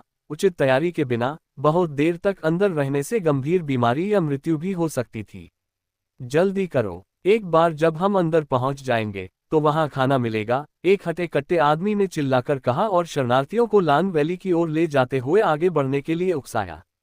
बड़े भाई, एक बार जब हम इन शरणार्थियों को सौंप देंगे तो हमारे पास 38 योगदान अंक होंगे। मैंने सुना है कि लड़ाई फिर से शुरू हो गई है, इसलिए अधिक से अधिक शरणार्थी आ रहे हैं। जल्द ही हमारे पास 100 योगदान अंक हो जाएंगे और हम एक ब्लड पिल का सौदा कर सकेंगे, एक आदमी ने मुस्कुराते हुए कहा। हे, एक बार जब मैं वह ब्लड पिल खा लूंगा तो मैं ब्लड क्यूई क्षेत्र का विशेषज्ञ बन जाऊंगा। फिर मैं जिसे चाहूं उसे लूट सकता हूं, उस हटे कट्टे आदमी ने लालच से कहा। ब्लड पिल एक पुरस्कार था जिसका वादा एक ऐसे व्यक्ति ने किया था जो खुद को नाइन नीदर संप्रदाय का पुजारी बताता था। उसने उनसे कहा था कि इसका सेवन करने से वे सीधे ब्लड क्यूई क्षेत्र में प्रवेश कर सकेंगे। और केवल ब्लड पिल ही नहीं था, पुजारी की विनिमय सूची में हर तरह के खजाने थे, जिनमें ऐसी औषधियां भी शामिल थी जिनके बारे में कहा जाता था कि वे जीवन को 10 साल तक बढ़ा देती हैं। बड़े भाई, जब हमारे पास पर्याप्त योगदान अंक हो जाए तो मेरे लिए भी एक का इंतजाम करने में मदद करना। मैं इसे तब के लिए बचाकर रखूंगा जब मैं ऑर्गन फोजिंग क्षेत्र के शिखर पर पहुंच जाऊंगा, एक अन्य आदमी ने उम्मीद के साथ कहा। कोई जल्दी नहीं है, सबके लिए पर्याप्त होगा। कड़ी मेहनत करो और अधिक योगदान अंक कमाओ। भविष्य में जो कोई भी ऑर्गन फोजिंग क्षेत्र के शिखर पर पहुंचेगा, वह उनका सौदा ब्लड पिल के लिए कर सकता है और ब्लड क्यूई क्षेत्र में कदम रख सकता है। उस हटे कट्टे व्यक्ति ने जोर से कहा। उसकी बातों पर उसके आसपास के गुर्गों ने जमकर जयकारे लगाए। इन बातों को सुनकर शरणार्थी डरे हुए लग रहे थे। वे जाना चाहते थे, लेकिन इन दुष्ट पुरुषों के समूह का सामना करते हुए किसी की हिम्मत अपनी बात कहने की नहीं हुई। मेरे प्रभु, आपने कहा था कि पहुंचने पर भोजन मिलेगा। आप हमसे झूठ तो नहीं बोल रहे हैं ना? उनमें से एक ने हिम्मत जुटाते हुए डरते डरते पूछा। हम तुमसे झूठ क्यों बोलेंगे? वहां पहले से ही बहुत सारे लोग हैं। एक बार जब तुम पहुंच जाओगे तो तुम फिर से खेती और जमीन जोत पाओगे। तुम नाइन नीदर संप्रदाय का हिस्सा बन जाओगे और महान दानव देवता तुम्हारी रक्षा करेंगे। उस व्यक्ति ने पुजारी के गंभीर लहजे की नकल करते हुए कहा। धन्यवाद मेरे प्रभु, धन्यवाद, शरणार्थियों ने कृतज्ञता के साथ कहा। इस मोड़ पर केवल जीवित रहना ही मायने रखता था। अपनी यात्रा के दौरान उन्होंने अपने साथियों को एक एक करके मरते देखा था और उनके दिलों में गहरी निराशा बैठ गई थी। अधिकांश शहरों ने अब शरणार्थियों को स्वीकार करना बंद कर दिया था, और जब दयालु लोग दीवारों के बाहर दलिया बांटते भी थे तो वह कभी भी सबके लिए पर्याप्त नहीं होता था। सरसराहट, सरसराहट। जंगल में एक मंद हवा चली जिससे पेड़ हिलने लगे।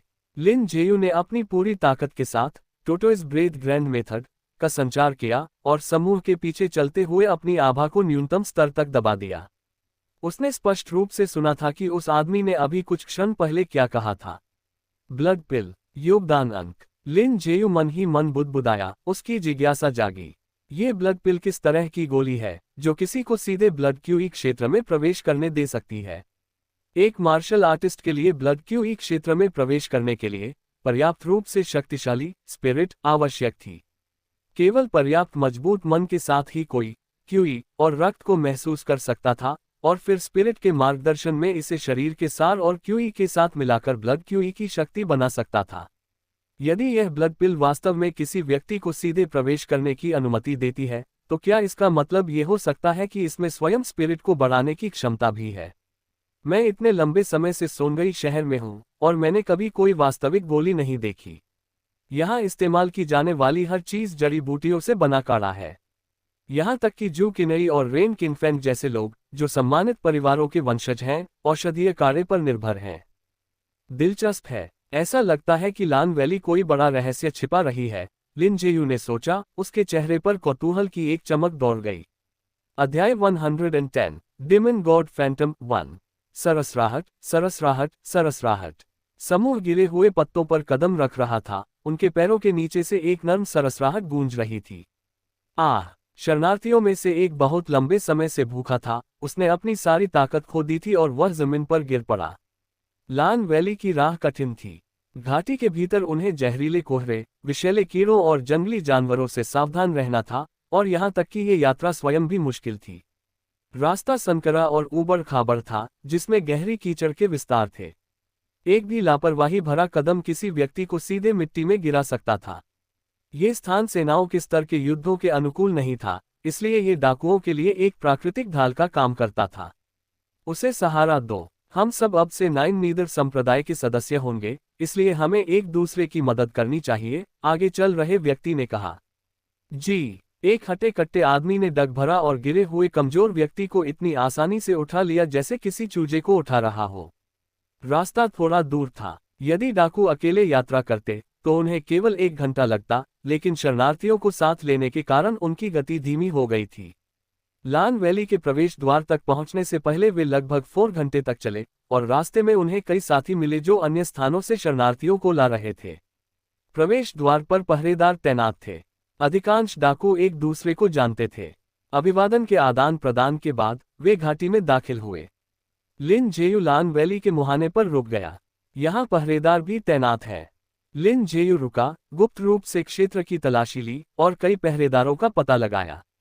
कुल 4 थे, जो घाटी में जाने वाली सड़क के पूर्ण दृश्य के साथ अलग अलग स्थानों पर छिपे हुए थे। उसने एक पल के लिए विचार किया और अपनी कमर की थैली से पाउडर का एक पैकेट निकाला। ये नाइटशेड ऑर्चिड था, जो झाओ परिवार के 2 आदमियों से लिया गया था।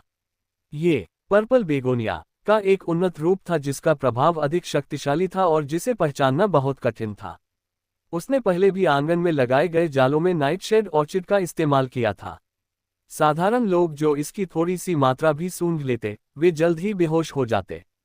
एक छोटी खुराक के साथ ब्लड क्यूई क्षेत्र का एक साधक लक्षणों को कम करने और बेहोश होने से बचने के लिए ब्लड क्यूई पर भरोसा कर सकता था, लेकिन युद्ध कौशल फिर भी प्रभावित होता। नाइटशेड ऑर्चिड तैयार करने के लिए आवश्यक जड़ी बूटियां मिलना बेहद मुश्किल था और इन्हें खुलेआम नहीं बेचा जाता था। ओल्ड मास्टर चेन के अनुसार झाओ परिवार के पुरुषों से लिया गया नाइटशेड ऑर्चिड पाउडर कम से कम 100 टेल्स चांदी में बिक सकता था। इससे स्पष्ट था कि नाइटशेड ऑर्चिड कितना महंगा और दुर्लभ था। पर्पल बेगोनिया का उपयोग करना बेहतर है। नाइटशेड ऑर्चिड बाजार में नहीं खरीदा जा सकता है, और जितना उपयोग किया जाएगा उतना ही कम होता जाएगा। पहाड़ और जंगल जहरीले कोहरे और तीखी गंध से भरे हुए हैं। पर्पल बेगोनिया में हल्की गंध और कम मारक क्षमता हो सकती है, लेकिन यहाँ इस पर आसानी से ध्यान नहीं दिया जाएगा। लिन जेयू ने एक पल के लिए सोचा, फिर नाइटशेड ऑर्चिड को वापस रख दिया और उसके बजाय पर्पल बेगोनिया निकाल लिया। नाइटशेड ऑर्चिड यहाँ बर्बाद करने के लिए बहुत कीमती था। ये ब्लड क्यूई क्षेत्र के विशेषज्ञों के खिलाफ भी प्रभावी था, एक दुर्लभ और मूल्यवान विष। सरसराहट, सरसराहट। एक मंद हवा ने पत्तों को हिला दिया, जिससे हवा में एक नर्म सरसराहट भर गई। लिन जेयू ने हवा की दिशा जांची, फिर तेजी से ऊपर की ओर बढ़ गया। उसने अपनी सांस रोकी, मुट्ठी भर पर्पल बेगोनिया पाउडर उठाया और उसे हवा में बिखेर दिया। उसने केवल एक छोटी खुराक का उपयोग किया। गार्डों को पूरी तरह से बेहोश करने से तुरंत पता चल जाता कि किसी ने घुसपैठ की है। उसका इरादा बिना किसी की नज़र में आए अंदर जाने और यह देखने का था कि भीतर क्या चल रहा है। डाकुओं ने जिस ब्लड पिल का जिक्र किया था, उसने लिन जेयू की गहरी दिलचस्पी जगा दी थी। यदि यह एक पीक ऑर्गन फोजिन क्षेत्र के मार्शल आर्टिस्ट को सीधे ब्लड क्यूई क्षेत्र में पहुंचा सकती थी, तो इसमें मौजूद औषधीय शक्ति जबरदस्त होनी चाहिए। यदि वह इसे अपने लिए जब्त कर सके, तो यह उसे काफी समय तक सहारा देने के लिए पर्याप्त होगी। जंगल में पहरे पर तैनात पुरुषों में से एक ने अपना सिर हिलाया, उसके दिमाग में चक्कर आने लगा। उफ, क्या आज जंगल में कोहरा ज्यादा भारी है? मेरा सिर चकरा रहा है। क्या तुम में से कोई अतिरिक्त मारक गोलियां लाया है? मुझे एक दो। उसने पास ही खड़े एक साथी को आवाज दी। मुझे भी चक्कर आ रहे हैं। लेन हुआ, क्या तुम हमेशा अपने साथ मारक गोलियां नहीं रखते? हमें एक दो, दूसरे व्यक्ति ने कहा, उसकी आवाज कमजोर और अस्थिर थी। हाफ, पास आओ, तुम दोनों। मुझे भी सिर में हल्कापन महसूस हो रहा है। मेरा शरीर कमजोर हो गया है। धिक्कार है, इस लान वैली के बारे में सब कुछ ठीक है सिवाय इस मनहूस कोहरे के। लिन हुआ ने बड़बड़ाते हुए अपने बागे से एक छोटी बोतल निकाली, एक काली गोली झाड़ी और उसे निगल लिया। जब वे बोल रहे थे, लिन जेयू ने मौके का फायदा उठाया। अपने पंजों के हल्के से स्पर्श के साथ वह घाटी में झपट पड़ा। रास्ते में उसका सामना कई और पहरेदारों से हुआ और उसने उन पर भी उसी तरीके का इस्तेमाल किया, जिससे वह सुचारू रूप से घाटी में फिसल गया। घाटी विशाल और हरी भरी थी, जो आसमान छूते ऊंचे पेड़ों से भरी थी। जैसे ही उसने प्रवेश किया, उसे लयबद्ध धक धक की आवाज सुनाई दी। ये लकड़ी पर कुल्हाड़ियों के चलने की आवाज थी। ध्वनि का पीछा करते हुए लिन जेयू ने कई पुरुषों को एक साथ पेड़ काटते देखा। वे कमजोर और काले रंग के दिख रहे थे और संभवतः शरणार्थी थे। लिन जेयू चुपचाप उनके पीछे हो लिया और उस स्थान पर पहुंचा जहां वे लकड़ी की झोपड़ियां बना रहे थे। वह इधर उधर घूमा और उसने बहुत बड़ी संख्या में शरणार्थियों को देखा। यहां कम से कम 4000 या 5000 शरणार्थी होने चाहिए। लिन जेयू मन ही मन चकित था। यहां एकत्र हुए शरणार्थियों की संख्या बहुत अधिक थी। इतने सारे लोगों के लिए केवल दैनिक भोजन, कपड़े और आपूर्ति प्रदान करने में ही एक बहुत बड़ी राशि खर्च होगी। जो कर रहे हो उसे रोको और प्लाजा में इकट्ठा हो जाओ। पुजारी उपदेश देने वाले हैं, और जो भी जाएगा उसे मांस के सूप का एक कटोरा मिलेगा। कड़ी मेहनत कर रहे शरणार्थियों को संबोधित करते हुए एक हटे कट्टे आदमी ने चिल्लाकर कहा। डाकुओं के निर्देशन में शरणार्थियों को स्पष्ट भूमिकाएं सौंपी गई थीं। कुछ झोपड़ियां बना रहे थे, कुछ जंगली फल इकट्ठा कर रहे थे या फसलें उगा रहे थे, और कुछ शिकार करने जा रहे थे, जबकि डाकू स्वयं लूटपाट का काम संभालते थे। एक पुजारी, नाइन नीदर संप्रदाय। लिन जेयू का हृदय कौतूहल से भरा था। शरणार्थियों के बीच बातचीत से उसने काफी जानकारी जुटा ली थी। नाइन नीदर नाम ने एक धुंधली याद ताज़ा कर दी। एक विद्वान के रूप में अपने पिछले जीवन में उसने कुछ अनौपचारिक ऐतिहासिक अभिलेखों में इस संप्रदाय के बारे में पढ़ा था। नाइन नीदर संप्रदाय का इतिहास 1000 वर्षों से अधिक का था और वे नाइन नीदर डेमन गॉड की पूजा करते थे, जिनके बारे में कहा जाता था कि वे आकाश और पृथ्वी के बनने से पहले भी अस्तित्व में थे। ग्रेट वे की स्थापना से पहले ये भूमि संप्रदायों से भरी हुई थी और नाइन नीदर संप्रदाय उनमें से 3 सबसे शक्तिशाली संप्रदायों में से एक था। लेकिन ग्रेट वे के उदय के साथ धर्मों का शुद्धिकरण और पुनर्गठन हुआ। अन्य संप्रदायों को निष्कासित कर दिया गया और supreme celestial sovereign of the myriad Dao और गोल्डन पैलेस पर केंद्रित एक दैवीय प्रणाली को बढ़ावा दिया गया। तब से वे संप्रदाय धीरे धीरे गायब हो गए थे। कुछ को भूमिगत कर दिया गया, कुछ सुदूर पहाड़ों में चले गए और अन्य इतिहास की नदी में पूरी तरह से विलीन हो गए। युद्ध छेड़ना, शरणार्थियों को इकट्ठा करना, अनुयायियों को स्वीकार करना और पूजा फैलाना। क्या इस दुनिया में अमरता का मार्ग विश्वास के माध्यम से देवत्व प्राप्त करना हो सकता है? अब तक उसने जो कुछ सीखा था, उसके आधार पर उसे संदेह था कि विश्वास आधारित देवत्व का मार्ग साधना के मार्ग पर हावी हो गया होगा, जिससे साधना के मार्ग का दमन हुआ। साधना के माध्यम से अमरता की खोज को एक वर्जित कला करार दिया गया था। लेकिन यह सब केवल अनुमान था, बिना किसी ठोस प्रमाण के। लिन जेयू चुपचाप चला और भीड़ के पीछे हो लिया। प्लाजा लान वैली के भीतर एक समाशोधन में स्थित था, जहां एक विशाल खुली जगह बनाने के लिए पेड़ों को काट दिया गया था। केंद्र में एक ऊंचा मंच था जिस पर काले और लाल रंग के कपड़े पहने एक व्यक्ति भीड़ को संबोधित कर रहा था, जिसके दोनों ओर मैचिंग पोशाक में 8 अन्य लोग खड़े थे। उनके पीछे 4 मीटर से अधिक ऊंची एक लकड़ी की मूर्ति खड़ी थी, जिसे 3 सिर वाले 8 भुजाओं वाले दानव देवता के रूप में उकेरा गया था। पुजारी विशाल दानव मूर्ति के नीचे खड़ा था, उसकी भुजाएं फैली हुई थी और उसका चेहरा भक्ति से भरा था। एक कोमल स्वर के साथ उसने धीरे धीरे नाइन नीदर संप्रदाय के सिद्धांतों का प्रचार करना शुरू किया। उसकी शक्तिशाली आवाज पूरे प्लाजा में गूंज उठी। पास ही 1 दर्जन से अधिक हटे कट्टे पुरुष विशाल लोहे के कड़ाहे संभाल रहे थे। बर्तनों से मांस की भरपूर खुशबू आ रही थी, क्योंकि लोग सभी दिशाओं से आ रहे थे और चुपचाप सुनते हुए श्रद्धापूर्ण मुद्राएं अपना रहे थे। शरणार्थियों ने पूरी गंभीरता के साथ सुना। उन्होंने जो कुछ भी सहा था, उसके बाद ग्रेट वे और उसके दैवीय शासक में उनका विश्वास बहुत पहले ही टूट चुका था। अब यह नाइन नीदर संप्रदाय ही था जिसने उन्हें जीवित रहने की आशा दी थी। वे अपने पुराने विश्वासों को त्याग रहे थे और पूजा में नाइन नीदर डेमन गॉड की ओर मुड़ रहे थे। आज हम इस उपन्यास को यहीं समाप्त करते हैं। यह उपन्यास अगले भाग में जारी रहेगा।